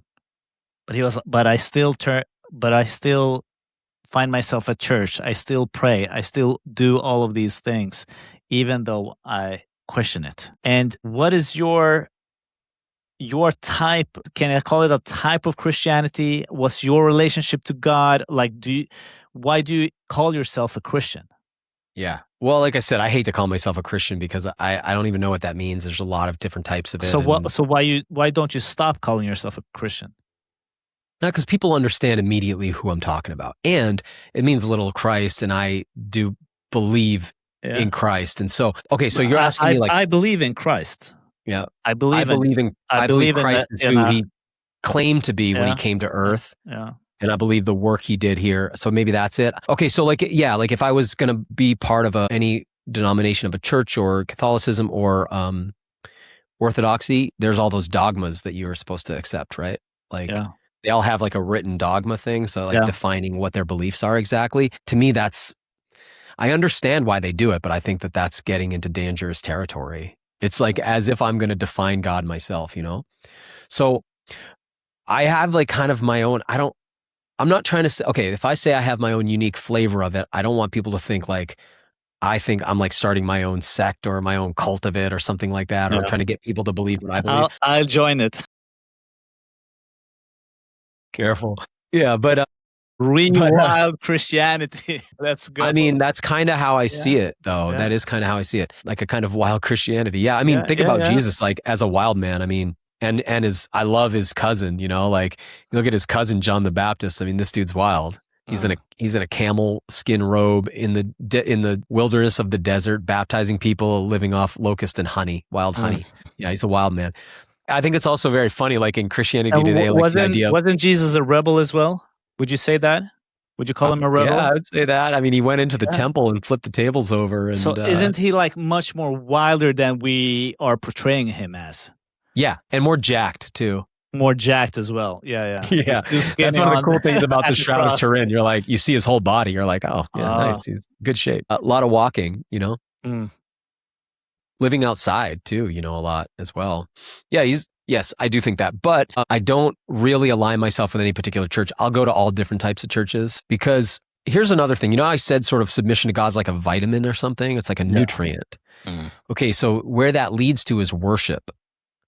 And this is the part, that's really what I mean. This is even like weirder for people who haven't ever thought about this, but like, because we still worship, but we don't realize we're worshiping what we're worshiping. You know, think about all of the ancient cultures looked at the night sky and they named the constellations after different gods and goddesses. And there was no light pollution. So they saw the sky every single night that there wasn't clouds. And they knew the sky very intimately because they didn't have TV or books, right? So it was like sitting around the fire telling story and looking at the sky. We've blotted out the sky. By the way, that happens in the Matrix, right? We've completely blotted out the sky. Yes. And now what we call the stars are all the people in Hollywood. I mean, we literally call them stars. And if you think about all of these star constellations that were the gods, we would spend all our time talking about the stories of this god did this and this god did that and this one slept with that one and this one killed this one and this one had kids with that one. And now we do that, you know, in our tabloids about these stars, right? We've taken the heavenly stars and turned them into people. And we still are doing star worship. It's crazy, man. You know, when you see 30,000 people in an arena screaming and crying for a person who's on stage, like that's worship, right? One of the things I like about church, there's a lot of things I don't like about modern churches, but one of the things I like about churches is every time I go, I get to see live music, you know, it's great. And we worship God, you know, and you realize like, oh, this is, first of all, it's hard at first, for me anyway. It's a little weird at first. But then you start realizing like, why does this feel so good when I worship God? It's like the most liberating, freeing feeling. I think we actually are designed to worship. In this form, in this body, in this construct we're in this simulation we're in, we are here, and part of what we need for our health, our mental and spiritual health, is to have a higher power that we worship. So wherever you go in the world, people are worshiping, and they always have been. And that's why the whole ancient world is covered in temples, because people were worshiping. Most of those beings they were worshiping required some pretty serious sacrifice too, you know? It's really interesting stuff when you examine it. I'm going to interview a guy tomorrow who wrote a book called Child Sacrifice in Ancient Israel. God damn. Tune in, folks. It's heavy stuff, you know? The stuff is pretty wild. But we're still worshiping, you know? So I think I like to gather together with people to worship. That's part of what I do. Now, I go to a couple of different churches, but I don't consider myself, the word church as it's used in the New Testament and the way Jesus uses it is the ecclesia. That's the Greek. And it means a group of people. It doesn't mean a building with a steeple. Like that's not the church. The church are the people. The other thing is that the believers are called saints. Now in our world, it's all been corrupted. So a saint is this, you know what a saint is, right? It's like this person who's lived a perfect form of life. martyr. Yeah. Correct. That's created. That's a whole new idea. Yeah. The original idea was that I'm a saint. If you're a believer in Christ, you're a saint. That's what a saint is. So so the saints make up the ecclesia, which is the church. Now it's been turned into saints are these people, you'll never be one, and the church is this building you go to. That's not the original belief, right? So I really try to keep that in mind when I go to churches. One of the things I love about going to churches, the other thing I don't like is that it's become like a public speaking kind of festival thing. It's like go see a guy public speak or see a woman public speak and then, you know, go through all the motions or whatever.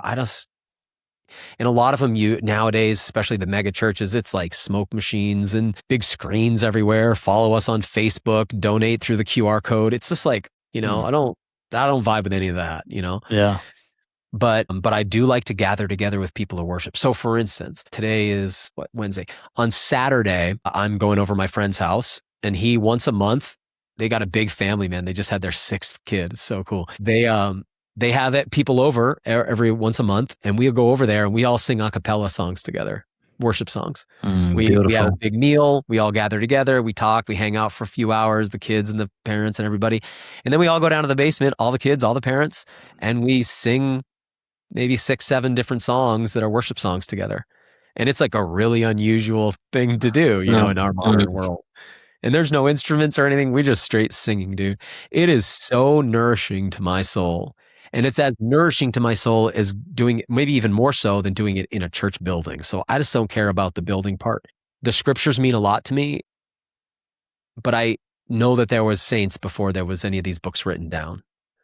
So I think really what's the most important thing is, are you in a personal relationship with your higher power or not, you know? And is your life producing fruits? And by the way, in the Christian faith, there's this idea of the fruits of the Spirit. They go like this, man. And it's a hard lesson right here for me. It goes, these are the fruits of the Spirit: love, joy, peace, patience, kindness, goodness, faithfulness, gentleness, and self-control. That stuff sounds like hallmarky and easy to do. It's like, go try living it. Because man, all day, every day, I'm like, it's just made it so obvious to me that all that new age belief that like, I'm God, you're God, we're all God. It's like, really? Because I can't even like execute these simple 9 things of just basically being nice. Like, it's like a nonstop work for me. Yeah. You know? And it's like, if I'm God, why can't I just be kinder and gentler and have more self-control? You know, the other day I was giving a workshop, and I asked the group of people, I go, hey, put your hand up if you feel like you have total control over your cell phone usage. Yeah. No hands up. Everyone laughed, man. Everyone laughed, kind of an uncomfortable laugh. Yeah. That was like, yeah, we're all like self-control. How is it this hard? You know what I mean? Yeah. But it's very hard, and especially in this environment we're in. So anyway, so fruits of the Spirit and submission to your higher power, those things should be pretty simple and pretty universal. Why aren't they? You know, like, does anybody disagree? You know, like that those aren't good things? Like maybe warlords or something, but I think most of us can go like, hey, that's good stuff. Like, I could use a little more of that. But it's not easy to do. So anyway, my relationship with Christ is one of like, one, it's like a best friend. Second, though, this is going to sound weird to people, but there's almost like a romantic love quality to it, because the ecclesia, the church, is described as his bride, and he's the bridegroom. And the whole idea is we're in this like engagement period, waiting for the bridegroom to come so we can go into the wedding feast. And a lot of what's been turned into hell in the Bible, like when people like talk about hell, a lot of it is just what's called out. Jesus is always saying that there'll be those who are in outer darkness. In other words, they're not in the wedding feast. They're not invited in because they didn't want to marry him. So it's not like he's rejecting them. People are rejecting him. That's an important component here, because a lot of people are like, oh, angry God, he's mad all the time. Like, what is this? It's like, no, you have it backwards. There's this great line in Revelation. He says, this is, red letters. So this is Jesus. He says, behold, I stand at the door and knock. If anyone hears my voice and opens the door, I'll come into him. And it's like, he's just like knocking on the door, and now everyone hears it. They just don't want to open the door because they're afraid. Well, if I open the door, is that going to mean I'm not going to be cool anymore? Am I going to have to like give up all the things that I like? Am I going to have to, become like, do the straight and narrow? Am I going to, you know what I mean? They're like afraid, like they're going to have to give up something or lose something. I think that's really what's going on. There was a great movie. I think it was the movie Waking Life. Yeah, it was Waking Life. I don't know if you ever saw that indie film back in the day. It was a really cool movie where it was like all about dreams, and it was about lucid dreaming. And the whole movie is cool because they had real actors, but then all the frames are painted over. So it's like it's a moving painting. It's a very cool, wild film. Yeah. But at the end, there's this part where they basically say that all of, again, I'll paraphrase, but something like all of life is an illusion, and the only thing that exists is one moment where God's got his hand out to you saying like, hey, take my hand. And it's us going like, no, I'm not ready. I'm not ready for that.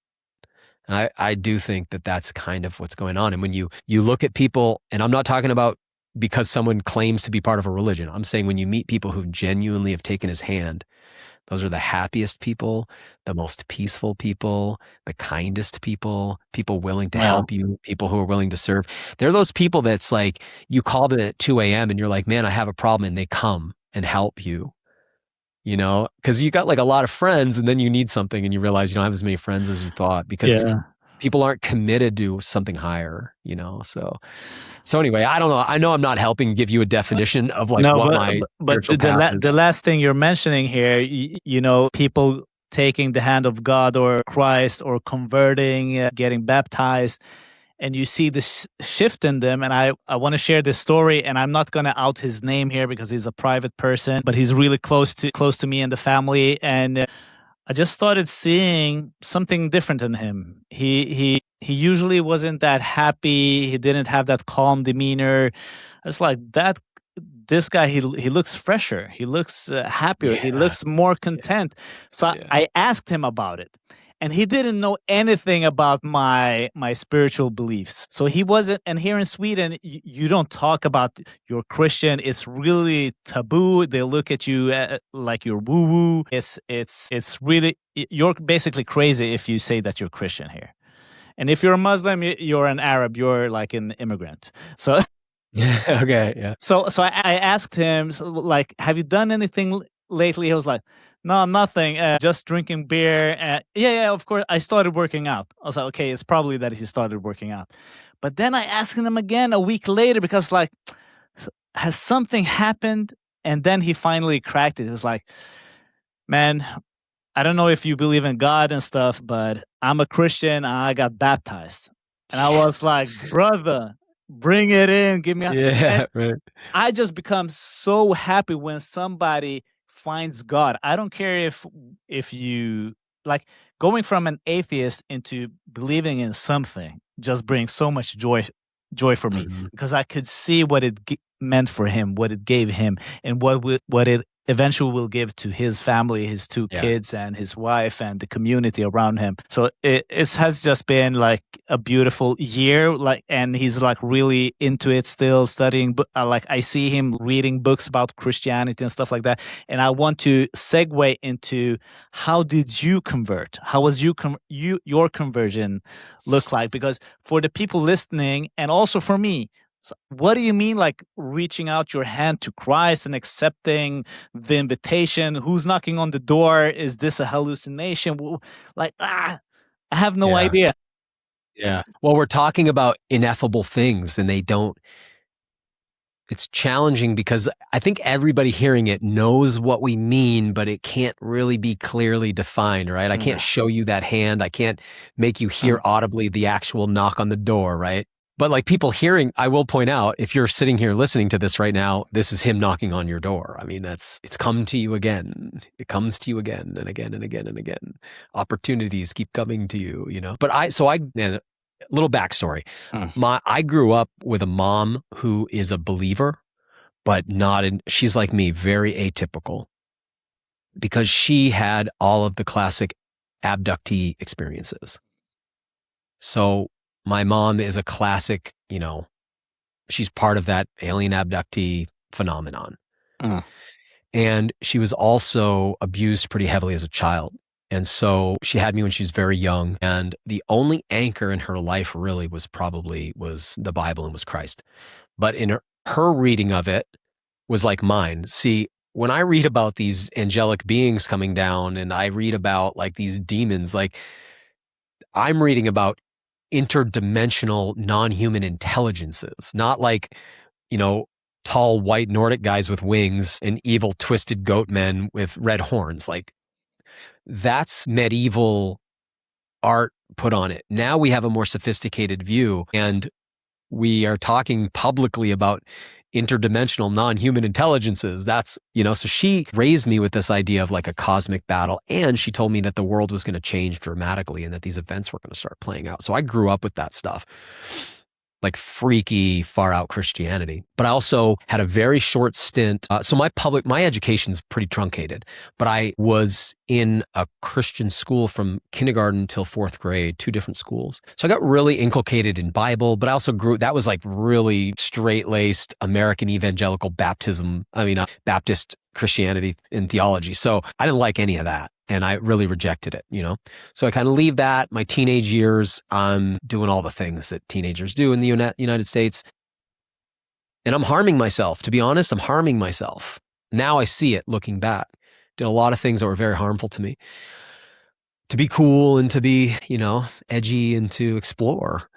And it wasn't until I was in my early 20s that I had a really wild experience. So to set the stage, I'm living in Maui. And I meet another kid in Maui, and we're part of this same group of radicals who want to go to Maui and try to like live off grid, eating just fruit. We're raw foodists.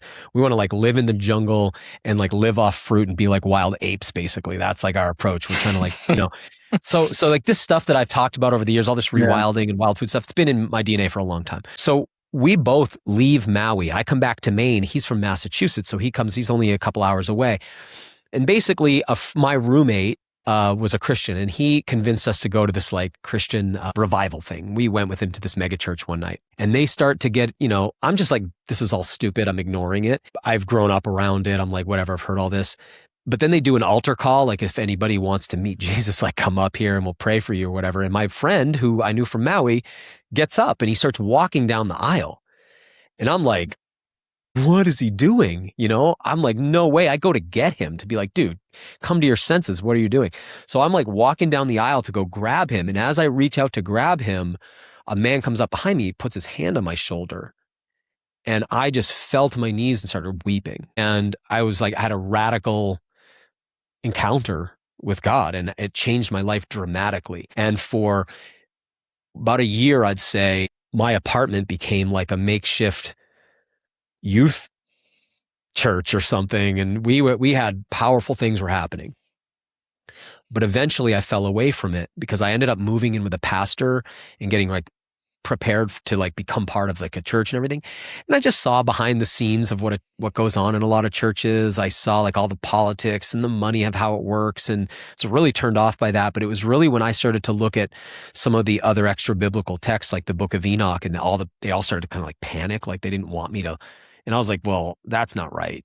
Like, well, I can't read other things. Like I ended up leaving it. So that was probably around age 20, 19, 20, probably about 20. And, it wasn't until 2022, you know, so during that period of time, I did all the things, man. I lived a wild, riotous life. I traveled all over the world. I got to have all the experiences men think they want to have. I got to do all the things, man, and go to all the medicine ceremonies, do all the psychedelics, you know, smoke the toad in the desert and drink the ayahuasca and the Amazon, and I got to get famous, and I got to have a company, and I got to be a public speaker, and I got to have a TV show. I mean, I got to do like all the things. But in 2022, I had a moment. I was watching a documentary about Satanism in the music industry, and I had this moment where I felt like the walls just closed in on me everywhere, and I could see, I don't know how else to say it, I could see how wicked the world has become. Yeah. And I actually started to ask if I was actually in a type of hell. Like, wait a second, am I in hell? Like, how is the whole world run by demonic forces? You know, I was like, is this like a hell realm? And I had another like radical encounter with God. And it was like, I realized, oh, that's when I got for the first time, like what Jesus was, who he is and what that is, that it's a way out, that it's the doorway out. You know, like in Buddhism, it's like, how do you get out, right? Does that feel fair to say? It's kind of like Buddhism is about like, you're trapped in the wheel of samsara. How do you get out? Because you keep reincarnating over and over again, and you're trapped in like a rinse and repeat cycle of a washing machine, and you keep forgetting and you can't get out, and all life is suffering and there's no way out, right? And what I love about Christ, so in Buddhism, if I understand it, which is at a very meager level, so I apologize to Buddhists listening to this, but something like, the way you get out is through enlightenment. So it's work that you do to become good enough to get out. In Christianity is the inverse of that. It's that you can't ever actually be good enough. You'll never be able to be good enough. It's already tainted. So instead of you having to climb the mountain to God, it's like God climbs down to you to take your hand and bring you back up. And in that moment, I just got it. It was like I got it, and my life just started to change. And it's so interesting now because so many things I cared about before, I just don't care about anymore.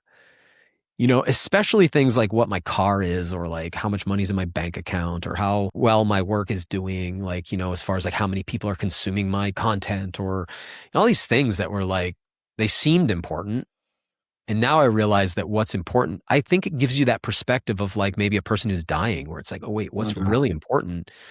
It's like, I'm not gonna lie on my deathbed thinking about how many people watched a video of mine or how well my show did. I'm gonna be thinking about my wife and my family and the people I love and have loved me, and those things matter a lot more. And so it's like suddenly I got that, and I just, since then, for the first time, I think that middle time I told you about where I had that experience in that church with my friend, I like bought into the whole like standard American evangelical theology, and I don't think that was really good for me. But now where I'm at, where I feel like I don't have to define it exactly, I just know I'm having a relationship with Jesus. I'm letting him transform my life, and I don't need to be the boss. I just want to, he's a way better boss than I am. So I just would rather be subservient to him. That for me has been really, really transformational. And I feel like the felt experience is like you're like a dirty garment and you get washed and now you're shiny white again, and you're like, wow, cool, this feels great, you know? Like I feel like, you know, like maybe like after like a cleanse in a sauna, how you feel, where you're like, wow, I'm like clean inside, but like at a spiritual level. And it opens your spiritual eyes, because you start to notice, like you turn on the radio and you're like, every one of these songs is about sex. It's just all it's about is sex. Or you watch movies and you're like, why do they have to show so many people get murdered? And why do they have to show so much like sex all the time? Like, what is this? Like sex and murder? Like what? You know, you start to see, oh, this culture is obsessed with things that are bad for your spirit and bad for your soul. And, you know, my marriage, you asked about my marriage and the relationship. I think the part that my marriage has really helped is that it was the closing of a whole bunch of doors of things that draw you away from God. Makes sense. You know? I thought that, you know, back in the day, I thought I was like a tantra guy or something. It was like, oh yeah, no, I'm a polyamorous tantra guy. It's like, yeah, it's like a player. You mean a player? Like, yeah, okay. I mean, you know, you call it what you want, but like, that's not a good life. And, you know, so I committed myself to one woman. It was like this peace inside me, you know? And I think that needed to happen first. And then that opened me up to, you know, there was never a point in my life where I was an atheist. There was never a point in my life where I didn't believe in God. There was just a point in my life where I didn't really think maybe Jesus, that didn't really make sense to me. But I've always been committed to a spiritual life and to God, but it just took me a while to, okay, final thing I'll say about this. It was seeing how much wickedness and evil is in the world and actually running our world that made me realize, and I wish it wasn't that, but that's what it was. It was like, no, Daniel, but that is the thing that has, because so many of my friends that were complete atheists have become believers, or they're not calling themselves Christians. Some of them are, but from all of the wickedness, if there are these child sacrifices, all of these demonic plays, and all the thing that David Icke calls it, all the symbolism, that's covering Hollywood and the children's movies and the tech industry, like everything. There must be the other side. It must. Well, the other thing is when you start to examine that symbolism, it's all satanic and Luciferian stuff. Exactly. So you're like, why then? And like, that is like everywhere. Why? Okay, so Christianity. So for me, Christianity makes the most sense out of this, or the New Testament makes the most sense out of this, because you're like, it's not just that they are into weird stuff. It's like they're into all of this satanic Luciferian occultism.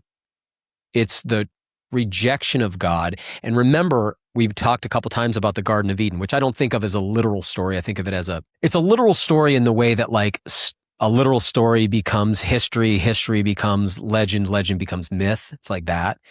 So I don't know what it's based on exactly, but in that story, if you remember what the tempter says, he says, did God say that you can't eat of any of these trees? And she says, no, we just can't eat of that one or we'll die. And he says, oh, you won't die. You'll become gods. So this is the whole thing that's going on to this very day.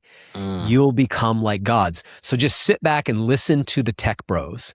Listen to Elon, listen to Klaus Schwab, listen to Noah Harari, any of these characters. They're all talking about becoming gods. They want to be immortal. They want to create species. They want to create a new life form in the form of AI with robotics. They want to summit, I believe that Elon Musk famously called it summoning the demon. Why are they doing the Garden of Eden thing, which is, oh, we'll become gods? This is the whole biblical story. If you read it cover to cover, you're like, oh, I get it now. It's the same thing today. There's nothing new under the sun. So yeah, at this point, I'm like, why does it all line up with that? Are they, and I've had other times where I'm like, wait a second, maybe I have this all backwards.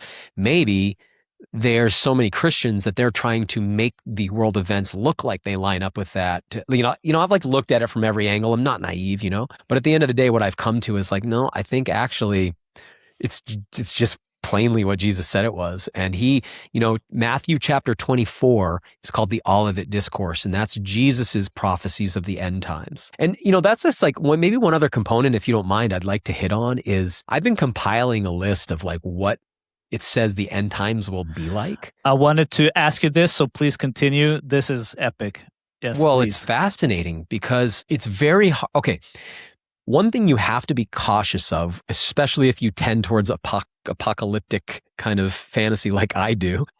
Who doesn't? Well, a lot of people don't though, right? Like a lot of people like absolutely don't want to talk about that, But people like you and I, it's like, ooh, it's exciting stuff, It's also like a warning sign. You want to know like what shit might hit the fan and how can I prepare myself? Why did I take the hunting license? Why did I move to a rural place? Why do I need to forage my own water? La la la. It's to protect. Mm-hmm. Yeah. All right. And we're keeping watch, like we started off talking about. Keeping watch. Yeah. Thank you. Yeah. And actually, that's where Jesus says to keep watch. It's in talking about all this. So and this is a way to keeping watch. That's what I wanted to circle back on. So keeping watch and the stories of the end of times. So please continue. Yeah. And another thing that's funny about this, okay, so a lot of people don't want to talk about it because it scares them. But the thing is like, if you have that relationship with God, then it's like, it's not scary at all. It's the most exciting thing. It's like, wait, he's going to come back? Like he's going to come back and then remake everything? It's like, yeah, dude, sign me up. I'm into that. I'm not afraid of this at all. I have so much hope. So I think a lot of people are seeing what's happening right now and they're struggling to find hope. It feels hopeless. When you in TV like I was, or I'd imagine even more so in movies, you have this thing where it's like at the end of the third act, it's like the darkest part of the story where it seems like the protagonist is the furthest away from ever accomplishing their goals. They're about to be defeated. Everything, darkness is going to take over. There's no way. And then the story starts to shift and go uphill again, right? And like we're in that dark moment where it looks like, oh man, they're comfortable enough to tell us what they're actually doing here. Like they're letting this stuff out. Like they're letting us see. They must really think they have it totally locked up, and that takes away people's hope. But I don't feel that. I feel very hopeful. But there's quite a bit describing what the end times will be like from the Old Testament to the New Testament. And some of the stuff that really stands out is like, in the book of Daniel, there's this part where Daniel says like, I don't understand this prophecy. And he gets told by the angel, Daniel, don't worry about it. You're just going to live out and finish your life. It's all good. Go your way. This is for the end of time. And then he just says this weird thing. He goes, when knowledge will be greatly increased and people will go to and fro. In other words, like people are going to be traveling constantly and their knowledge is going to be massively increased. It's like, well, when has that ever happened? It's like, right about now, Or like Paul gives this description of what people will be like in the end times. And I'm not going to try to do justice to it, but it is just like bang on. People are going to be full of ego. People are going to pretend to be godly, but it's only going to be an appearance. People are going to be like disrespectful to their parents. They're going to be selfish. They're going to be braggadocious. He just like gives this where you're like, oh, that's just modern. That's this generation that's coming up right now, Or Peter says something really powerful. He says that in the end times, people will be willfully ignorant. They'll choose to be ignorant. They'll be willfully ignorant that there was ever a flood, Or maybe you could, again, if we wanted to impose our modern language on it, it could be like the great cataclysm of the younger Dryas, right? Like you see Graham Hancock trying to tell people, hey, there was a cataclysm that destroyed the ancient world. And people are like, he's a quack, because they're willfully ignorant. All the evidence is there. So he says they'll be willfully ignorant that there was ever a flood. They'll choose to not know, and they'll say about Christ, where is the promise of his coming? Because ever since the fathers fell asleep, in other words, ever since all the patriarchs died, the world has continued on as it was from the creation. In other words, that's our whole scientific paradigm. No, the reason the Grand Canyon looks like that isn't because that's like stratification of liquid materials that solidified and all. That's millions and millions of years of stuff building up. In other words, like, since the beginning, all things have carried on as they were from creation. Millions and gazillions of years led to all this stuff, where it's like, or those are massive sediment layers from an entire cataclysm, but people choose to be ignorant because if they look at that, it opens them up to having to, maybe potentially look at more of this. And then, some of the freaky deaky stuff is when you're in Revelation, where it talks about things like this, system that's going to come, and this false prophet and this antichrist. And it actually says something really wild where it talks about it's going to create an image, and the Greek is icon. And that's the same word used throughout the Bible for idols. They're going to create an icon. Now, you need to understand that throughout the Bible, there's this idea of people are worshiping idols just like they are today. I mean, I gave a talk not long ago in a big yoga center, and there's just idols everywhere. And you could be like, no, those are just statues. It's like, no, there's offerings. People bring them fruit and burn incense in front of them and put money in front of them. These are idols. People are worshiping idols still, right? But that was major in the old world. So throughout the Bible, God, through the prophets, is making fun of people's idols. He's like, they have ears but can't hear. They have eyes but can't see. They have mouths but can't speak. Like, you're following these dead statues that you made with your own hands and acting like they're God. That's crazy, right? But in the end times, this false prophet's able to produce an idol that can speak, and it can move around, and it can punish those who won't worship the beast. And you're like, oh, that's AI and a robot. Exactly. That's AI and a robot. That could never have existed before. So anyway, I'm just giving you a brief little bit, but it's when you compile all the things together, you're like, oh man, that kind of seems like right now. And so this stuff's called eschatology, the study of the end of time. Eschatology, yeah. And so this, in my opinion, another thing that comes up a lot in the scripture is the idea of the end of the age. And the apostles are always asking Jesus what's going to be like at the end of the age. And we're coming to the end of the age of Pisces now. So it's been, that has to do with the precession of the equinoxes and all of that stuff. And that actually makes me want to say one more thing. One thing that keeps people from Jesus, I think, is all this stuff that they love and believe in, like all this cool kind of new agey stuff, like whether it's like crystal energy or it's sacred geometry or cymatics or it's astrology or it's, there's all these things. And it's like, I often want to remind people, God made all that stuff. That stuff's real. Some of it we're told not to mess with because it's better to follow God than to do conjuring to try to figure out what to do next, because you open yourself up to spiritual entities that don't have your best interest in mind. But it's not like all that stuff goes away and isn't real suddenly because you believe in Christ. It's like, who made sacred geometry? It's like the thing that the Watchers did in the Book of Enoch is they come teach all the secrets of creation to people who aren't supposed to know the secrets because they're supposed to enjoy being alive, not figure out what the earth is made of so they can manipulate it. That's, again, like I likened it earlier to like a metaverse video game. And I think what we're supposed to do here is play the game, not stop playing the game to disassemble the game, to reassemble it in the image we want it to be. That's Luciferianism. And I think following God means actually living through this life, like for the reason that it's here, for us to have this experience in a physical body. But we've gotten kind of waylaid and we're trying to manipulate the game itself. And so a lot of times people are using a lot of these things that God made, but they're trying to use them to alter the world into an image that they would prefer it to be. And I think that is bad for our souls because we miss out on the opportunity of what this experience is meant to be. So you're saying it's bad for our souls to try to create the world as we would love to have it. Well, I think like what I mean is like what it's taken us 2,000 years, let's say, or more. Maybe it's more like it's taken us 4,000 years, or I guess if you talk to Graham Hancock, maybe it's 14,000 years since the last cataclysm and the end of the Golden Age, when clearly some levels of technology existed that we don't really understand today. I mean, if you've been to any of the megalithic sites around the world, you're like, what on earth? How did they get these stones here? How did they cut these stones? They supposedly didn't even have iron tools. Like how, Sacsay woman in Peru is one of the most astonishing places I've ever been. It's not just like the pyramids where it's like stacked stones. These stones are cut in all of these like three-dimensional jigsaw puzzle ways and then fitted together perfectly to survive cataclysms. And you just can't imagine how it could have been done. And the Inca inherited it. They knew they didn't build that. They were like, no, this stuff was here. So, okay. Do you have a theory of the pyramids?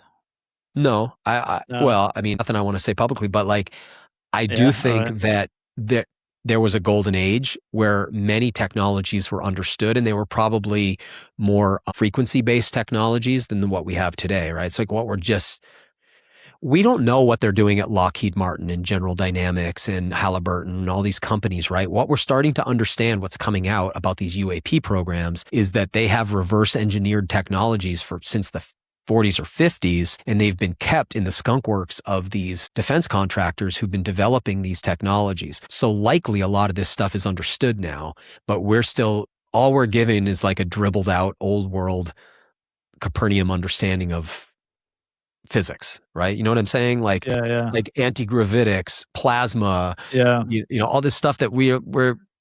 But you didn't want to be public about something, so. No, it's not that. It's just that I don't know. I'd just be speculating. I think I guess it looks to me like they had some plasma tool for cutting some of these stones. And I also just can't imagine that these stones were carried or rolled the distances across the topography that they were. So I think frequency, I don't know. I don't know how it worked, but all I know is there was a golden age and that age ended. And, here we are now, willfully not pretending it didn't happen. And so since that cataclysm, we've been trying to rebuild the golden age technologies. And the whole idea is that if we can have nanotech, right, biological genetic engineering, robotics, and AI, we can become gods. We can reshape the world. We can reshape the ecosystem by creating all new organisms and replacing organisms and changing the organisms fundamentally at a genetic level. We can go in and merge ourselves with machines. We can change ourselves genetically. We can become immortal. Ye shall become as gods, right? So rather than just experiencing the world that was beautifully crafted, that we're part of, we want to try to change the whole thing into something we think would be better. That's Luciferianism. That's Satanism. What are some things that you believe are coming in the future and that are already here that you actively stay away from? Like we were talking about Neuralink that will come, merge yourself with the machines, maybe just like using AI or ChatGPT so what would you stay away from? Yeah, because they will, behind me, I have Tony Robbins' book, Life Force, where several scientists and doctors that are longevity experts are claiming that we will be able to possibly live forever. And many of them absolutely believe this without a shadow of a doubt. Yeah. So that's never going to happen at first. But people might be able to extend their lifespans, but live forever. I mean, like it's not really going to happen. But okay. Just imagine like you living until you're 500 and that will be like the new norm. Is that something you would pass on? Yes. And say that is Luciferianism? Yes. And I will pass on that. But I would like to live that long. I would love that. But here's the thing, man. It's like there's something I've noticed about technology that's really irritating, and that's that it's constantly needing to be replaced, and it's constantly needing to be upgraded, and it's constantly needing to be updated.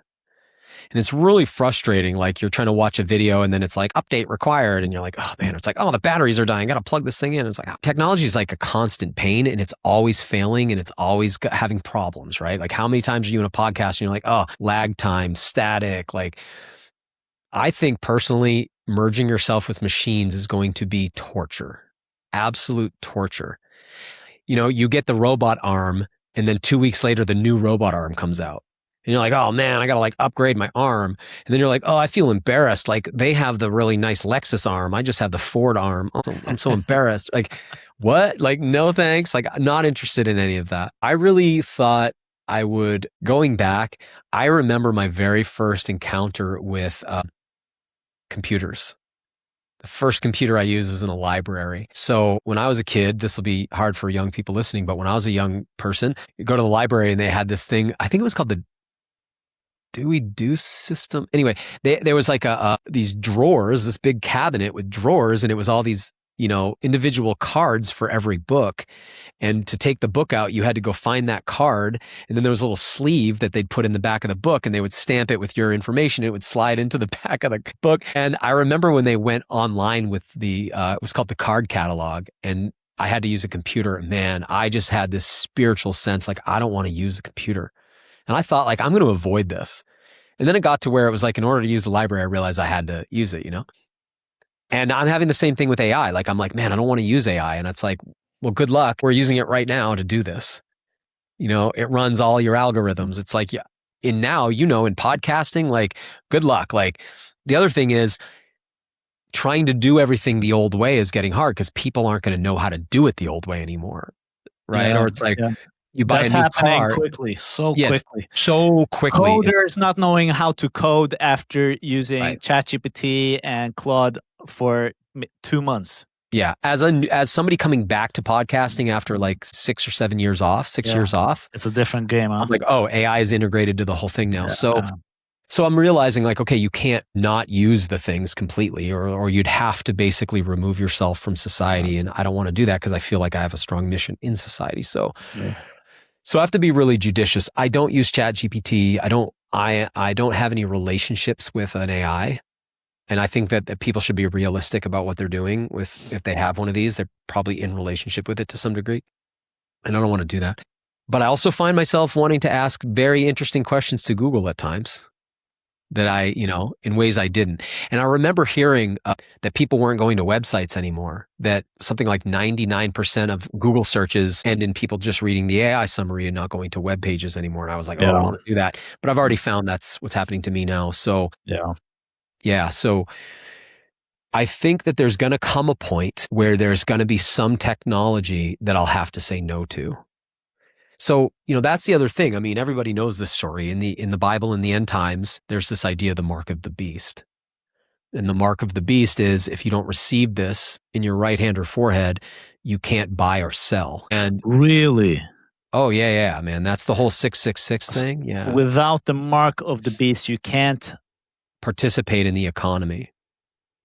That's going to happen for sure. I believe. Oh yeah, we're right on the doorstep, right? Yeah. So probably what we need is one new crisis. So maybe it's a nuke, maybe it's another pandemic, maybe it's some big crisis moment where you can see that the world's getting ready to switch over to a digital currency. A manufactured crisis, just so everybody hears that. Right. A manufactured crisis. Yeah.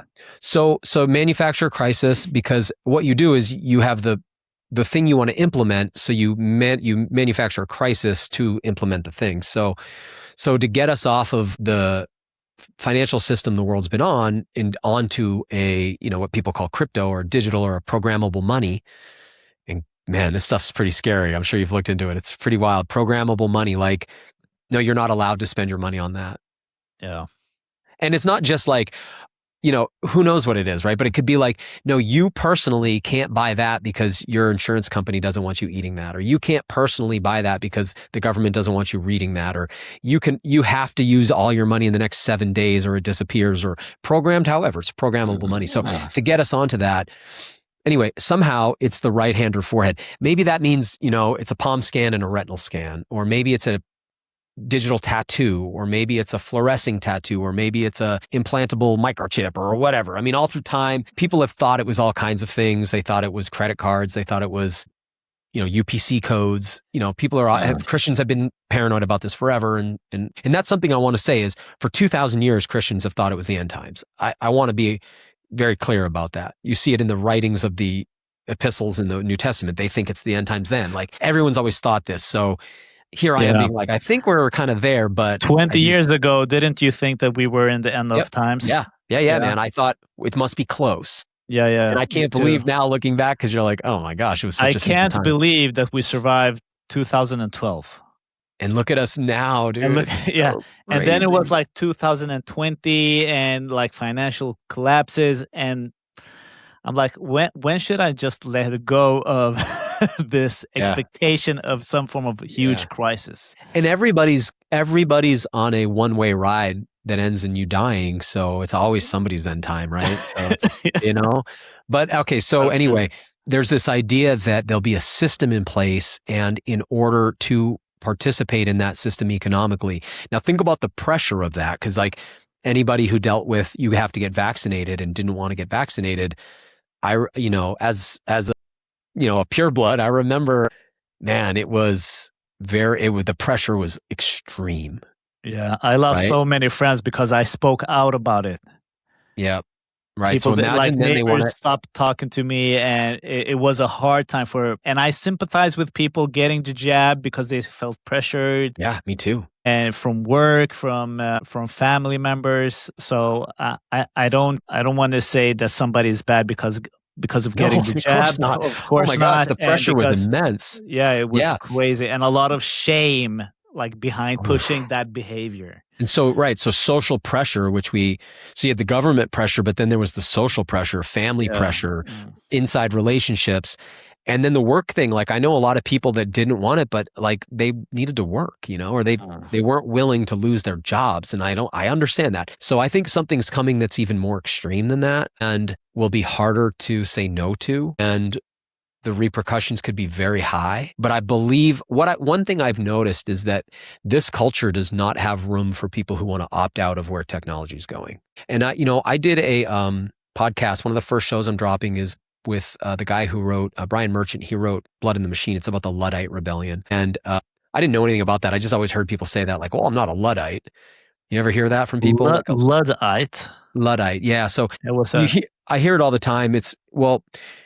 When I hear it, it means, when people say it, they mean I'm not against technology. Like somebody will be like, well, I feel like these phones are bad for it. I'm not a Luddite though. And people always say that. And finally I was like, what were Luddites? Well, it turns out what Luddites were is at the dawn of the Industrial Revolution in England, there was these artisans who made textiles, and they were being replaced by machines that were making textiles instead. They were lower quality textiles, but they were cheaper to manufacture. And that was when the first factories were built. And they were using all of this child labor, and it was this horrible system. And these people had no work anymore because they were being replaced by machines. So they were going around at night in guerrilla missions and destroying the machines and destroying the factories. They're called Luddites because they had this mascot, General Ludd. And I think why I bring that up is because that lasted 6 years, and then that was the end, and now everywhere's factories and there are no artisans making fabric. You know what I mean? Like there's no room in this culture if you don't want to get on board. Maybe if you want to go live with the Amish or something, and even they're using chainsaws now and all this stuff. So by the way, do you have Amish out there? Do you know what I'm talking about? Yeah, I know about the Amish. I'm super fascinated of the Amish, but we don't have them. Okay. Sometimes when I'm driving back from northern Maine, you have to really pay attention at night because they drive black buggies and they literally have candles inside these little glass things as their lights. It's really awesome. Yeah, it's awesome. But anyway, my point is they live on the fringe because they're not part of regular society, because society doesn't have room for you if you don't. Like I was trying to point out the other day in a talk I was giving, like every homeless person I see has a smartphone. Yeah, that's true. Like a smartphone's $1,000. Yeah. How on earth do every homeless person has a smartphone? Like that's the level of which you need to integrate. So I think the technology, I don't know if it's going to be robot eyes or, robot propelled calves or something. I think it's going to be more probably based on something to access the financial system. But I do think that's coming. And yeah, I'm preparing myself mentally, emotionally, psychically, spiritually for that, because there's got to be some point. Like I thought I would say no to AI, and now it's like, okay, I mean, it's going to have to be part of my life to some degree, but there's got to come a point where it's like, no, that's too far. And here's some other ones though, you ask, because like I'm not interested in bioidentical hormones. I'm not interested in peptides. I just, my wife wears I'm 48, my wife's 49. She wears a shirt that says Botox free, because Because all around I us, love it. it's like you're just seeing like everybody is going towards all these transhuman type products and services in the quest. Thank you, Madonna. In the quest of feeling like you're supposed to be a sex symbol until you're 90. You know what I mean? So those are things I'm saying no to. I just don't really want to manipulate my biology. And the other thing is I don't want to be addicted to, it's like if you go on testosterone, and I apologize to, I know there's a lot of people listening to this who are on testosterone, and full respect, it's your choice. There's times that I look at it and go, man, it'd be kind of nice. I go to the gym and I see some of the guys start taking it and you're like, dang, like it's powerful stuff. But we used to call that steroids. You know what I mean? And once you're on it and your balls shrink, like you're not going off it. You're now beholden to the pharmaceutical company making it for the rest of your life. And, let's face it, these peptides everyone's taking are experimental drugs. They're buying them on the black market and gray market. These are not sanctioned drugs. That's becoming huge in Sweden as well. Everywhere, right? I mean, to the point that people are taking ones just to make themselves tan. It's like, it's pretty wild. So I'm just not interested in that stuff. I want to live naturally, age naturally. And this one's hard for some people to understand, but I want to die naturally. Why? Because that's been the path of every one of my ancestors. Dying is not something to run from. Dying is something to embrace. And if I really believe that dark demonic forces have got a hold on our entire world and that I have a ticket out, I don't know that I want to be here 500 years to watch that. I want, you know what I mean? So anyway, I just think that dying is natural. Dying is normal. And it's weird to me. People who are not working on themselves spiritually want to live 500 years. There's an interesting line about the end times in Revelation where it says that there's this point where things become so bad on the earth that people are hiding in caves, wishing that the rocks would fall on them and wishing for death, but death won't find them. And it does make you wonder if it's talking about people who've chosen some kind of technology that extends their life, because it says they literally cry out for death and death won't find them. I don't know what that means, but it's That's weird. Yeah, that's super interesting. Man, it's this month of June is Men's Mental Health Month. I've had a couple of men, I didn't know them personally, but they committed suicide. Like neighbor over at this house, someone in town, someone my wife knew. And I hear a lot of content on this topic right now. And if a man is struggling out there and he's listening into this podcast, because we had a lot of men's work coaches and experts on this show, what would you suggest for them? Well, I want to first say this is like a little outside my area of expertise, so I don't know if anything I have to say is of value here, but Tantra, Christianity, like everything we're talking about, you're the perfect guy to ask.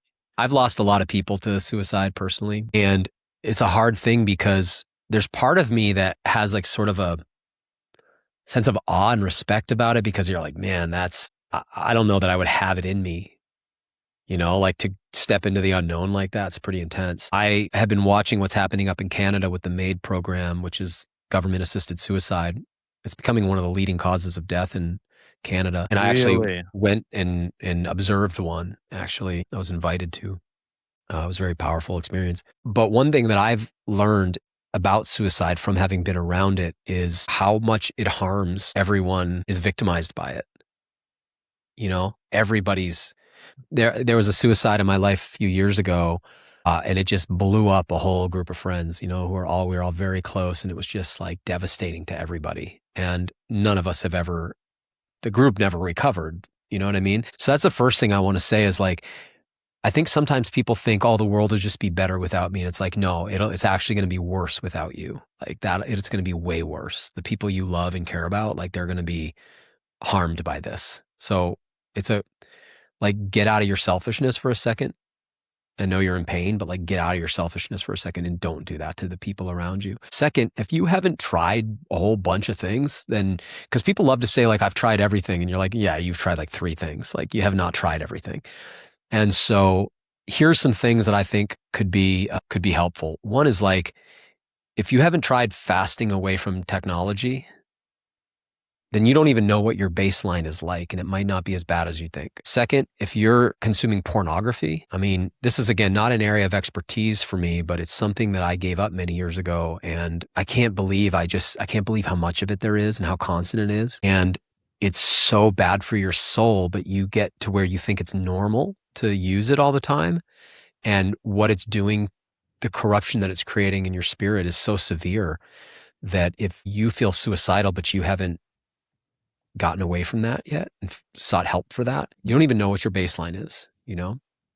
If you're on psychoactive pharmaceutical drugs and you haven't tried sunlight, clean water, clean food, right? Like that's another one where it's like, man, I mean, those things radically alter your outlook on things. It's like, if you haven't tried retuning your circadian rhythm to the earth, like getting up with the sun and going outside early in the morning and watching some sunsets and things like that, you know, that's like another major component of it, I think. For young people, it's often has to do with, you know, their relationships and or lack of relationships. And so I think that's another major component. It's like you really need to talk to people, and that's like the hardest thing to do when you're suffering sometimes, you know? But I think it's really important that you talk to some people. And then ultimately I know I'm a repeating machine here, but if you haven't tried Jesus, if you're willing to kill yourself, man, I think you know, maybe it's worth just worth a try. Give it a run, you know, cause I just never seen him let anyone down, you know. People will walk away from him sometimes, but like I said, with Kanye, I mean, we saw it. And, you know, it says this thing, Jesus tells this thing to the disciples at one point. He says, like, when you cast a demon out of somebody, the demon goes to arid places where, he doesn't say this, but he implies it. They go to arid, dry places like they're suffering, right? They come back, and if they find the house swept and clean but open, they'll bring 7 demons worse than them, and then the person's condition's even worse. In other words, if that person is a clean, empty house, they haven't then let Jesus in to fill that space, and there's a void still, the demons come back worse. And I think that's what we see with someone like Kanye, where it's like, oh man, I mean, he just went, it looks worse to me now than it did before, you know? And I just think like, you know, if you're wanting to kill yourself, I think personally it's because you're being afflicted by spiritual forces beyond our perception. And that means you need spiritual intervention, you know, not just like mental health intervention, but I think spiritual intervention. And Jesus is the great physician. And so I think give him a try, because, you know, he'll kick them out and move in, and life gets real good at that point. Yeah, I'm happy that I asked you this question and hearing about your own experience with watching people getting assisted suicides and having people nearby also going through that experience. For me, having that perspective from the Islamic tradition that if you commit suicide, you're going to go straight to hell, that haven't even been a thought for me ever in my life. Suicide's never been a thought for you, or the idea that you... No, the idea of suicide has never been a thought for me. But I also consider myself like extremely lucky with how I find my interest for nutrition, being outdoors. I think I've been really lucky in taking care of myself spiritually a bit. I'm still figuring things out. Yeah, well, we all are, yeah. We all are, but just being healthy, being surrounded with the great people, and not listening to bad music. Like, I loved rap growing up, stopped listening to rap, and that had a major impact on my mental health. You get it, dude. And detoxing, as you said, from social media. Don't have it on your phone. Like Timothy Ferriss says, like having social media on your phone is like being a crack addict and having crack in front of you, and you're trying to say no to the crack that is in front of you. It's not going to work. I agree. Yeah. And so that's for the men out there struggling with mental health. And I also believe that it's a huge part of it is spiritual. Yeah, me too. Because like during the one friend that I saw had the most issues with just life, like his existence just felt frustrated and rigid. He didn't believe in anything. He was just, there's nothing. Nihilism, that's called. Nihilism. Where we get the word annihilate, like Exactly. nothingness. Yeah, right? like nothingness. Well, that's what's been taught to us, though. That's the thing. It's like, that's the problem with the current ontological model that we're living in. It's the whole idea is that there's no purpose, there's no meaning. It's all a random occurrence. Something exploded and this happened. And if it hadn't happened, it could have gone a different way, but it went this way. And that's why you're here. And there's no purpose to it. And there's no meaning. And that's never existed before. It's a radically new philosophy and religion. It's completely new. And when you look at the fruit of it, the fruit of that mindset, so you have this mindset of nihilism, and then the fruits of it are all these things that we're talking about that have evolved out of it that are so bad for us. You know, the iPhone was created, the technology that we're talking about was all of this stuff was created from that worldview. Right? That like there's no purpose except human progress. That's the only thing to do. And that idea leaves people with a sense of there's just no importance to anything that they do. And I also think that if you pursue what this world is offering, it leaves you pretty empty at the end of the day. I mean, how cliche is the story of a person on their deathbed realizing all those extra hours I worked didn't mean anything. All that chasing of wealth or status or prestige, none of that matters. All that matters is the love that I have with my family and the purpose that I lived with. Like, that's what's important. So if people could get back in touch with that, I mean, how different would we live? You know, again, it's so sad that somebody would take their life.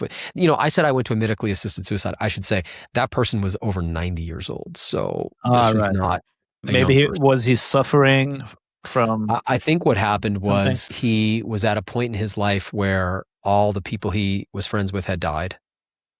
And he was starting to feel like he was a burden on his children who were taking care of him. And that feels so different to me than a young person. Because, you know, like everything, right? It's like Neuralink.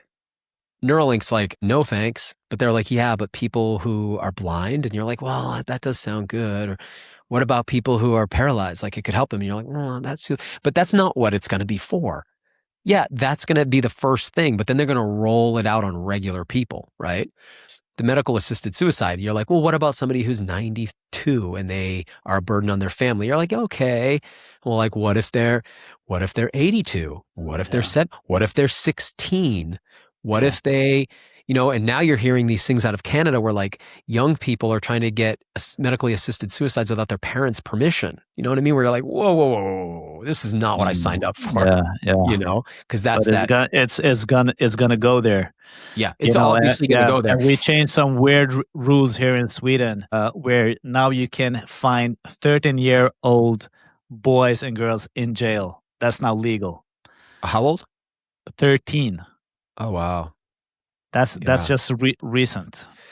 And yeah, man. Yeah, there's so many crazy law changes in the law that's happened in Sweden since the pandemic, and that are not public. Yeah, they're not talked about. If you can't zoom out and see what's happening, I mean, I don't know how to help you. It's like, if you can't zoom, like, you know, there's this idea that I picked up from a workflow management system, getting things done. You know, that I don't know if you're familiar with GTD. Yeah, GTD, there was language in there that really stuck with me. One of them was he would talk about like the work you're doing today is like the runway. And then like maybe the week plan is 10,000 feet. And then, you know, the month plan is 20,000 feet. And it's like that idea of like zooming out to, you know, your year, that's 50,000 feet or whatever, your life plan. It's like that. It's like when you zoom, like when your face is right in the headlines and you're right in all the social media and you're just getting, you know, emotionally manipulated by every kind of different thing, by the algorithms. And then you zoom out for a sec, you're like, we're blindly walking into total enslavement. We're actually blindly walking in. I'm going to do a podcast soon. Have you ever seen any of these Venn diagrams where it'll be like, you're here in the middle and it'll be a bunch of overlapping circles and it'll be movies, right? Dystopian movies. I love this, where it's like I saw one the other day. It was The Matrix, Terminator, and Idiocracy. And it's like, you're here. Right? Idiocracy. Yeah.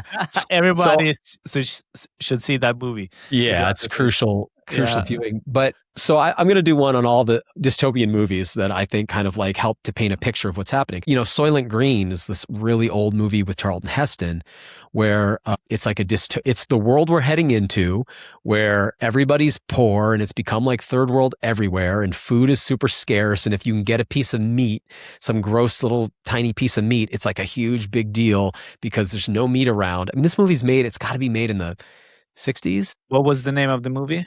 Soylent Green. Soylent Green. And spoiler alert, because through the whole movie, the food that they eat, their main thing they eat is called Soylent Green. It's this like little green, I don't know, energy bar thing. This is all before energy bars, but anyway, when you get to a certain age, you go to do this like ceremony and no one ever sees you again. Well, like what ends up happening is that they're taking people and killing them and then turning them into food and feeding them back. Soylent Green is people. And the movie ends with this famous scene where Charlton Heston's running through the street. He's found out and he's screaming, Soylent Green is people. It's people. You know, like that old theatrical style acting of the day. Yeah. But in that, it's like, rather than letting you be a drain on the system, they kill you, you know, like in a nice way, but they off you because, so you can kind of see what's happening here. You know, another thing that I was talking about recently was how the only people I know with big families primarily are Christians. So, you know, two of our family best friends, I should say, families that are close to us. One of them, they have 5 kids. The other one, they have 6 kids. And they just see children as a blessing. But then I go around into like people who aren't, you know, on that path. And it's like, they might have 1 kid or maybe 2 kids, very rarely a 3rd kid. A lot of us have no kids. And what you realize pretty fast is like how we're depopulating. We're actually committing species suicide. So I often say this, if there was another animal, another charismatic animal like a bear or a whale or a ape like a gorilla, and that animal was addicted to mobile phones, was addicted to poisonous food, was injecting itself with all kinds of toxins, if its sperm count was dropping 10% per year, if its fertility rate had gone from an average, in 1800, the average woman in America had 6 kids. Today, the average person has 1.87, the average woman has 1.87 kids. If you saw this in another species, it would be like a worldwide, we need to save that animal. But we're doing it to ourselves. It's species suicide. We've been convinced, you know, everybody's been convinced to have dogs instead of kids. It's like, this is wild. You know, we're basically offing ourselves as a species. And this whole idea of like children being able to kill themselves, children being able to sterilize themselves, that's like another one, right? So since we started to have this new part of the sexual revolution, which was like gender-based ideology stuff, and now you have children basically chemically castrating themselves even without their parents knowing about it in some cases, right? Is it legal now in the States? I find all this very confusing, what's legal and where different things are legal. So I don't want to speak to that. But yeah, it seems like in some certain states, like your parents don't get to necessarily step in on this. In fact, you can be taken from your parents. So, but I don't follow it enough. So don't quote me on that. But yeah, we're seeing that when you have parents advocating for their children to sterilize themselves, either surgically or chemically, you know, again, we've lost the plot. We've lost track of history. Yeah. All through history, you wanted your children to be fruitful and multiply, right? To spread your genes and to continue your family line. Now you have parents in the streets protesting to have their kids castrated.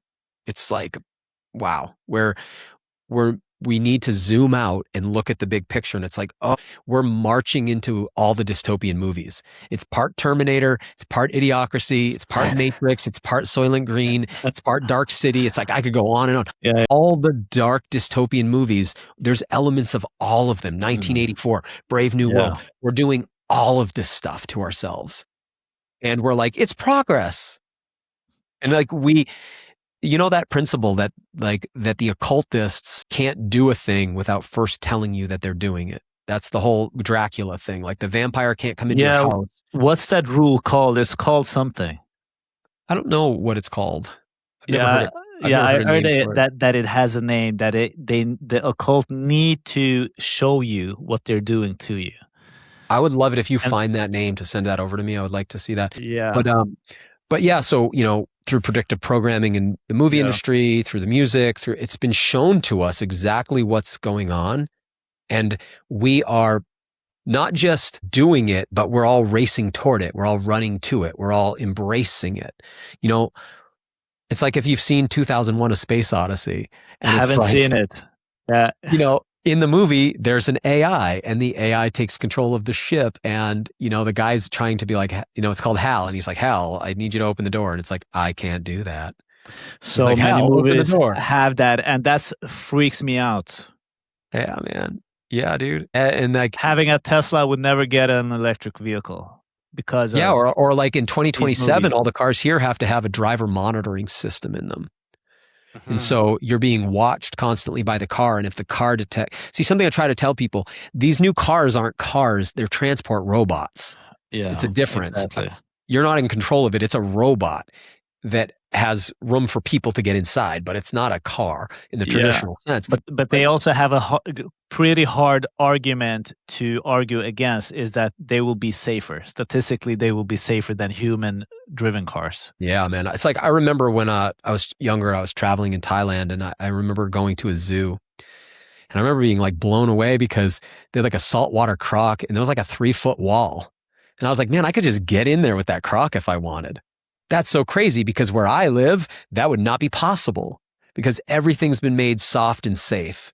And that's made us all sloppy and lazy and weak because everything's so safe, right? So the idea that you could means like, yeah, you can. You want to do it? Do it.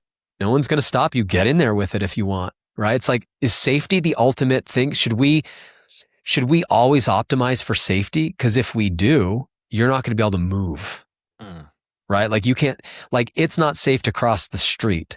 It's not safe to like fly. It's not safe to buy food from a store and you don't know where it came. Like nothing's safe. Like the more you optimize for safety and remove risk, the weaker and stupider people become until eventually you're like a cow on a farm, right? So yeah, will it be safer? Yeah.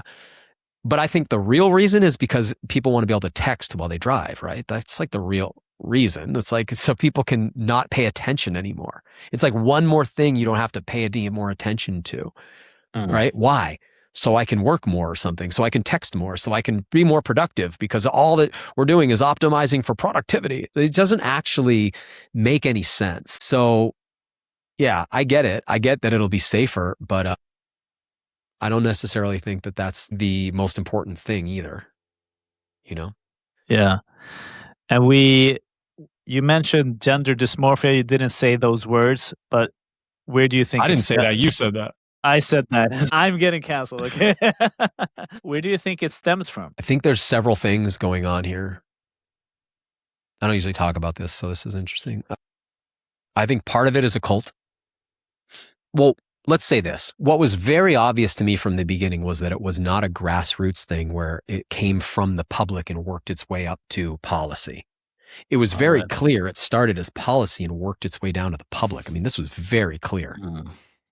Like it was immediately like a government thing. It wasn't like, think about the people like fighting for, I don't know, organic food and like how long something like that takes. And it's got to brew forever. And then eventually like you win a little ground and eventually you get like Whole Foods, but like, it's like a slow, like this was just like all of a sudden one day, top down, all the corporations were on board. The government was on board. Like it was from the beginning, right? So it was clearly top down, not bottom up. Yeah. So that tells you something, right? The second component is, remember you asked me about Baphomet earlier. Exactly. Baphomet is an androgynous being. So this gets into Kabbalah, and Kabbalah is probably the foundational occultism. It's the occult, like if you dig into Freemasonry or Crowleyan, what was his thing? Theosophy, any of this kind of stuff. Like if you dig in on occultism, you find that Kabbalah is like a major component of it. And by the way, I mean, this is right to the top right now. I mean, when you see these guys like Jared Kushner with the little red string around his wrist, you see Madonna with that little red string around her wrist. That's a symbol. Madonna has been open with her devotion to Kabbalah worships and stuff like that. Right. I mean, she's a Gentile, so I mean, I think she'll always be kind of an outsider to it. But yeah, so that's Jewish mysticism, and that Kabbalah has become like the foundation of a lot of Satanism, occultism, Luciferianism, all this stuff. And there's this idea that the original, like before the world was corrupted, that people were androgynous. So I think you have an occultic component. You have that Baphomet is an androgynous being. So there's that component. I think part of it comes from the push for population control. So if you can get people to look like people who choose that lifestyle, many of them will never be able to reproduce. Right. So it's not just in the gender dysmorphia side. I mean, it's much of the sexual revolution has led to that in multiple ways. People who aren't reproducing. So I think part of it is that. Part of it is a desire to see, like God says in the scriptures, he says, be fruitful and multiply. So if there's an enemy of God, what's he going to want us to do? Like the opposite, right? To actually be unfruitful and not multiply, right? So there's this desire to get us now we've been convinced, first thing you had to do is get prayer out of school. Then you had to make like the idea of Christianity look goofy and stupid. Then you had to make step by step by step until you can get people to start to basically commit species suicide. I mean, it took like 50 years or something. It's pretty impressive how it's been rolled out. Because people will say this, you get this all the time, I'm sure. People will be, if they sense that you are following any kind of like so-called conspiracies, which means to breathe together, that people got close and right? Which is like, I always say like every Walmart's a conspiracy, right? Like if you work at Walmart, you don't know what they're talking about in the board meeting. You just implement the plan, right? You're the final stage of implementation. The door greeter at Walmart does not know what the CEO is talking to the other executives about. Is that a conspiracy? No, it's just a hierarchy. And that's how this all works too. There's a hierarchy, but if you look on the back of our dollar bill in the US, it's a pyramid with a break between the top. In other words, the top is disconnected from the bottom of the pyramid. No one knows the plan except those who are in that top pyramid, right? Okay, so what was I just saying about that top? And there's no pyramids in the States, so it just makes it extra weird that they are on the. Well, yeah, I mean, that was just my reflection. Sorry, a lot of Freemasonry in the United States. Okay, so what was I just saying about that though? About the top down, the conspiracy. Oh, people will say to you. Well, as if like there's a room where a bunch of people get together and decide this stuff. It's like, no, of course, I'm not saying that. Because people will be like, look, I've worked in government. We're not that good. It's sloppy. It's bad. Like we can't keep secrets and all that. It's like, I don't think it's people. I think that there's an interdimensional, non-human intelligence that's orchestrating this, and that there's a lot of people who are acting out there. And look, like all these different groups who are acting out these different things aren't necessarily working together. They're just each one is following what they think is their own ideas and implementing their projects, and they all cohere and work together to create this world domination program. That's the freaky deaky part of it, is like, it's not a human intelligence behind it. It's not one guy at the top. You have all these different groups and organizations, some of them are battling each other. Some of them are cooperating together. Some of them are vying for control, but it still ends up being this very sophisticated top-down program that we've watched play out over our lifetimes. And here we are at this point where, so the other thing, so there's one more component I'll bring up about it. So we call it transgenderism. And I think that had to happen before we can do transhumanism. So you see it as a stepping stone to transhumanism. Oh, yeah. Yes, I do. I think that it brought in the language first. So we got used to that idea of trans. And then it came right before the AI stuff. Right. Yeah. So it's like first you accept like at first it seemed radical and like hard to accept. And then I started, meeting transgender people, see transgender people everywhere. I invited a transgender person to come stay at my house for a week to like understand their story and hear about it. And like suddenly you're like, okay. And you start to accept it and you're like, all right, this is just part of the world. And then the next thing was AI. And now what you're going to start hearing is like, what about AI rights? And what about the rights of, right? You're going to see that really quick. Like, well, my AI agent, does it have rights? And then when they're in robots, it's going to be really hard, especially because of decades now of predictive programming about compassionate, empathetic robots and little kids. And their wild robot, whatever, right? Yeah. So then there's going to come this point of, should we merge? Can we marry them? Can you marry a robot? How about, can I have kids with a robot? Can I be part robot? What if I implant it in me? Now we're getting into transhumanism. Well, what about transhuman rights? What's a human, right? Like all this stuff has to come before, because it'd be way too radical. Yeah. And again, I don't think that there's some room full of drag queens cooking up this scheme. That's not what I'm saying. I think this comes from a much more, it's like in Lord of the Rings, it's not Saruman, it's not the orcs, it's not the goblins, it's this interdimensional force called Sauron, who doesn't even have a body, who's an all-seeing eye at the top of a tower, like on the back of the dollar bill. It's that all-seeing eye that orchestrates this whole thing top down, and any one individual can't see the whole picture. They don't know what the whole picture is. They're just playing out their role in it. Just like the military, every soldier at every level is just acting out their orders, and they don't see how it all fits together, but it does all fit together. So I think that what's happening right now is we're asking ourselves a lot of questions about, like, what's a human? What's a person? How much can a person change themselves? What's changeable? And the other thing I want to bring, I guess there's one more piece, which is that as we go into the virtual world more, you'll have this ability to change your avatar constantly and have different identities, because that was another major thing that came in with all of this, was the idea of, like, identity's everything, right? Like how you identify. And so it wasn't just whether somebody identifies as male or female. That was like just one component. I mean, we had people identifying as furries and, all kinds of like insect folk or whatever, like all these different things, right? And so it's like, all these different identities. Well, one of the things is once we're in that metaverse environment, you'll be able to constantly change your identity, right? By using different avatars. And so I think that's going to be easy. Yeah. So I do think it's a stepping stone towards the world we're heading into, just like every step before it. You can just kind of watch and follow the steps backwards and kind of see how we got here one step at a time. Yeah. And another movie that we are living through right now, that's the movie Her, that came out 2012 with Joaquin Phoenix. Terrible trailer to that movie, but the movie is epic. One of the best movies I've ever seen. But don't watch the trailer, just go watch the movie. It's phenomenal. I want to spoil it, but I won't. Yeah, you can spoil it, but go watch it anyways. Man, well, that one scene where he finally realizes, he's like, wait, are you talking to anyone else right now?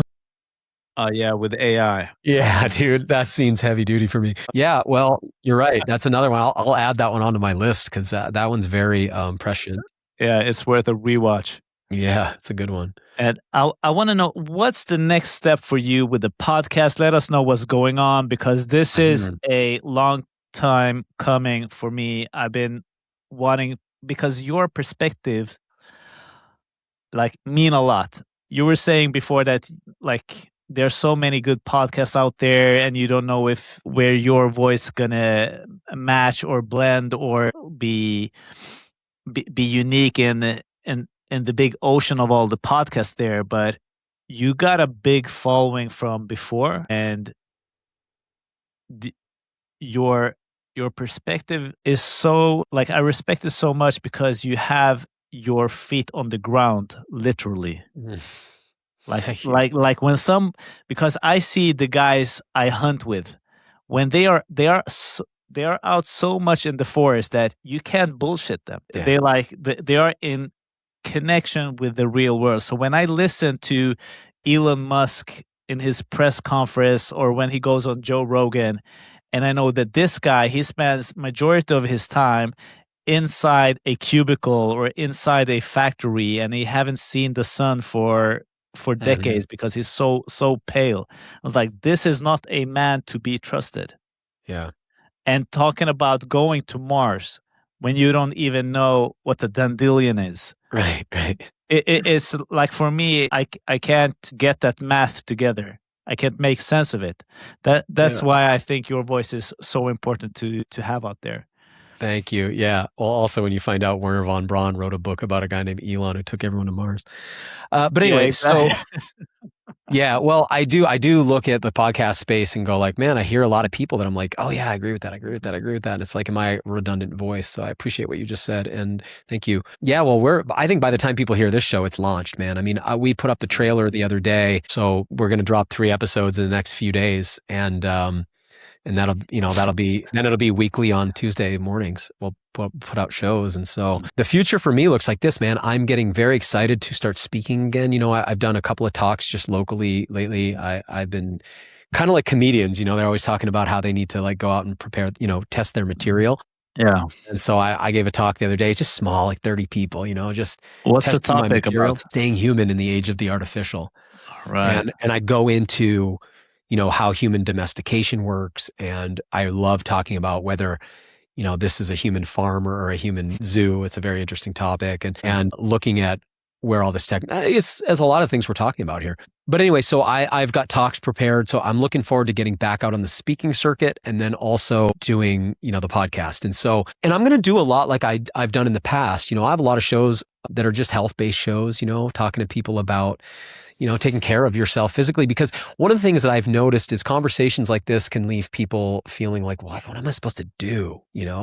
And I think like, well, what you do is like chop wood, carry water, right? It's like you healthy food, you exercise, you drink clean water. It's like, I want to make sure I'm giving like, here, do this solution. So it's going to be like half health kind of focused shows, whether that's physical or mental or emotional or spiritual health. And then there's a lot of questions. There's a lot of, you asked before, like, well, what's the most important conspiracy? Like all of them, there's just a lot of stuff that now that it's all coming out and we're in this weird moment where suddenly, I don't know how long all this information will be accessible. It's not like it's all in the library, right? It's all online. So it can be vacuumed away pretty fast. So while we can talk about all this stuff, I want to explore a lot of it as well. And then, the spiritual component, I think I've been surprised that almost everyone I talk to has some kind of relationship to Jesus.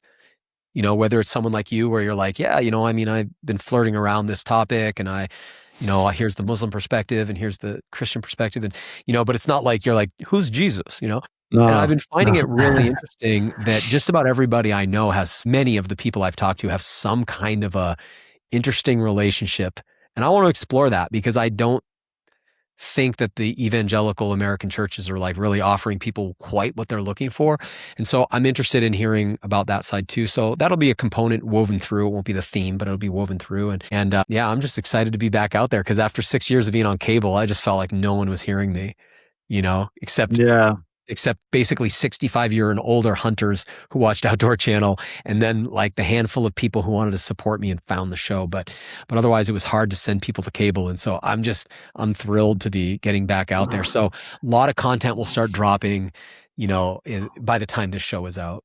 Yeah. And I'm one of those supporters. And I thought it was like super hard to find the Outdoor Channel. It was. Yeah. Because I thought it was like a great time for me and the kids to watch something that is like for us to just see someone being out in nature and what we can go out in our own garden and our own forest and try to forage together, because that is what I try to do with my kids. Maybe watch a bushcraft video that's ASMR on YouTube, and then we go out and try to do the same.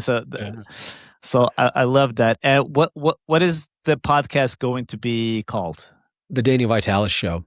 And I love that. Great. I had all these killer names, but every one of them felt like they were going to limit the content. And that's what the thing I had done in the past. So Rewild Yourself, there was times where I'd want to do a show and I'd be like, it doesn't really fit with the theme, or Wild Fed was like that. And so I don't want to ever feel like there's something that doesn't fit, and so I can't talk about it. So I let go of a lot of, I'm sort of known for coming up, my business is Surthrival. My show is Wild Fed, my Rewild Yourself. I love to like make words and create concepts, I've done that through my whole career going back to 30 years ago. So it was really hard for me to be like the Daniel Vitalis Show, but I think that that's the way that I'm going to keep it, free. And the other thing I've noticed is sometimes I'll watch a show. We were talking about the Diary of a CEO. I just love his show lately, but I honestly don't know his name. Stephen Bartlett. Graham Hancock was just there recently. I saw. Yeah. It's just, so I wanted to make sure that I have my name in there because I don't want that to happen. So anyway, that's going to be the show. And I'm, if anyone hears this and they have guest recommendations, send them over because I'm open. Awesome. And do you have a book coming, or have you written a book before? Man, I've started quite a few. Yeah, I don't have a book in the works right now necessarily. I do have a manuscript I've been working, but it's quite a ways away from being done. So that's not something I'm dropping imminently, no. But I do have a program I'm developing actually. So, one of the things I've noticed in giving my talks is I have one talk that I was always trying to force into like a keynote type presentation, and it's just too much material, and it needs to be like consumed in a more of a course format. Yeah. So that's something I am working on. Yeah, I'd like to have that available in the next year or so. Yeah, and this is completely egotistical of me, but if there would be one freebie on your website, that would be like some form of rewild guide for what to eat and check your circadian rhythm and get it more in line with the human animal that you are. What would it be? No, that is what I would request. You know what? I would want some form of guide. Yeah, I filmed the course. This, like blueprint guide, or what's it called? The bulletproof diet guide is like a PDF with imagery. It's like really beautiful. But I would love to have something like that from you. Okay, cool. Thank you. Yeah, I'll consider that. I did film a course recently that I'm going to put up for free, which is, but this is specifically on wild food stuff. I wanted to do a course like, how do you get started hunting, fishing, foraging? What's the equipment that you need? And I just kind of go through showing all my stuff. And because I wanted to make sure I left that after WildFed. And I do want to say this too, for people watching this. So all 60 episodes of WildFed are on myoutdoortv.com. So there's two, you can go through motv.com or myoutdoortv.com, same webpage. Outdoor Channel, that's their streaming platform. And so I think it's like a 1 week free membership. So you could go sign up and then you could just like watch as many of them as you want. And then after that, I thought it's like $10 a month or something like that. So if you want to see WildFed, all 6 seasons are now there. And so that's the whole curation of it. Yeah. So you are like locked to them through a contract. So there's no way that you, in the future, that you can just like, I hope one day I can you can't just buy it in a bundle, watch it on Vimeo or. Yeah. So no, it's like they paid me to make the show. They own the content. And the thing about cable, this was hard for people to understand because we live in that era of everything's online for free. Yeah. But for cable, their whole business model is about selling the ads, the commercials. And so if the content is free anywhere, then advertisers won't pay for the commercials. So unfortunately, it's locked up pretty tight. But I sometimes have fantasized that in 5 or 10 years, they'll sell it all back to me or something. So yeah, go ahead, ask them. Give me the rights. But we hear about... And maybe we'll be able to work something out. And we also don't know what's going to happen to cable. So yeah, but you know what happens when celebrities are fighting against the record labels? Yeah, I'm gonna have to change my name to a symbol. You don't want to be, you don't want to be that guy. I just saw a reel about everybody dying that had an issue with the demonic record labels.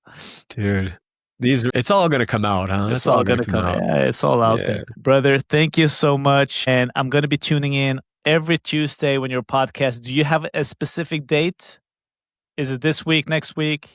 I'm shooting for by the end of this week or early next week. So again, I mean, I can't imagine this will be out there before it's launched, All the episodes are done and we're just tuning up the intro. So otherwise it's ready to go. So yeah, I should have it dropped by the summer solstice. Yeah. And is it going to be a video podcast? Yeah. So and on Spotify video and also on YouTube. Correct. Yeah. So we're putting it everywhere. So it'll be Apple, Spotify, it'll be all the spots, and all the smaller ones too. But this will be my first time doing a video specific podcast. I've never done that in the past. So, a lot of it's going to be remote. So I've set this studio up because being in Maine, it's not a lot of talent coming through, but when I can, I am doing some in person. So like one of the first ones I'm dropping is with, I don't know if you know Tom Myers, the fascia guy, but we, he's in Maine, so I was able to go sit with him in person, which is great. But a lot of it will be remote. So we're kind of working our best to make it look great and sound great. Yeah. Awesome, brother.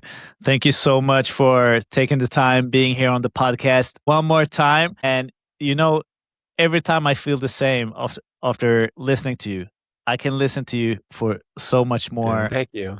And yeah, I had so many questions, but we just went down the Christianity tunnel. Yeah. I want to just say, I'm sorry I don't have a clearer, like, this is my religion. It's like, I'm trying to keep it. No, but I can relate so much to it because I can't, that's also the issue I have. I can't like say, this is the exact framework that I'm operating. This is the box I live in. Yeah. This is, I can't do that. I'm sorry. Yeah. So once again, thank you so much. And it's always a pleasure. And you're welcome to this show anytime you like. And we're going to tune in. Finally, the Daniel Vitalis podcast or show? Show. Yeah. Go take a listen. And everything's going to be in the show notes here.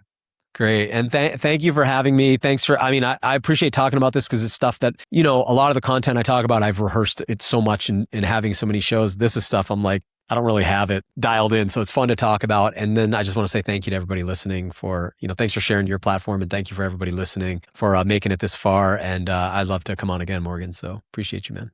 Awesome, brother. That's a wrap.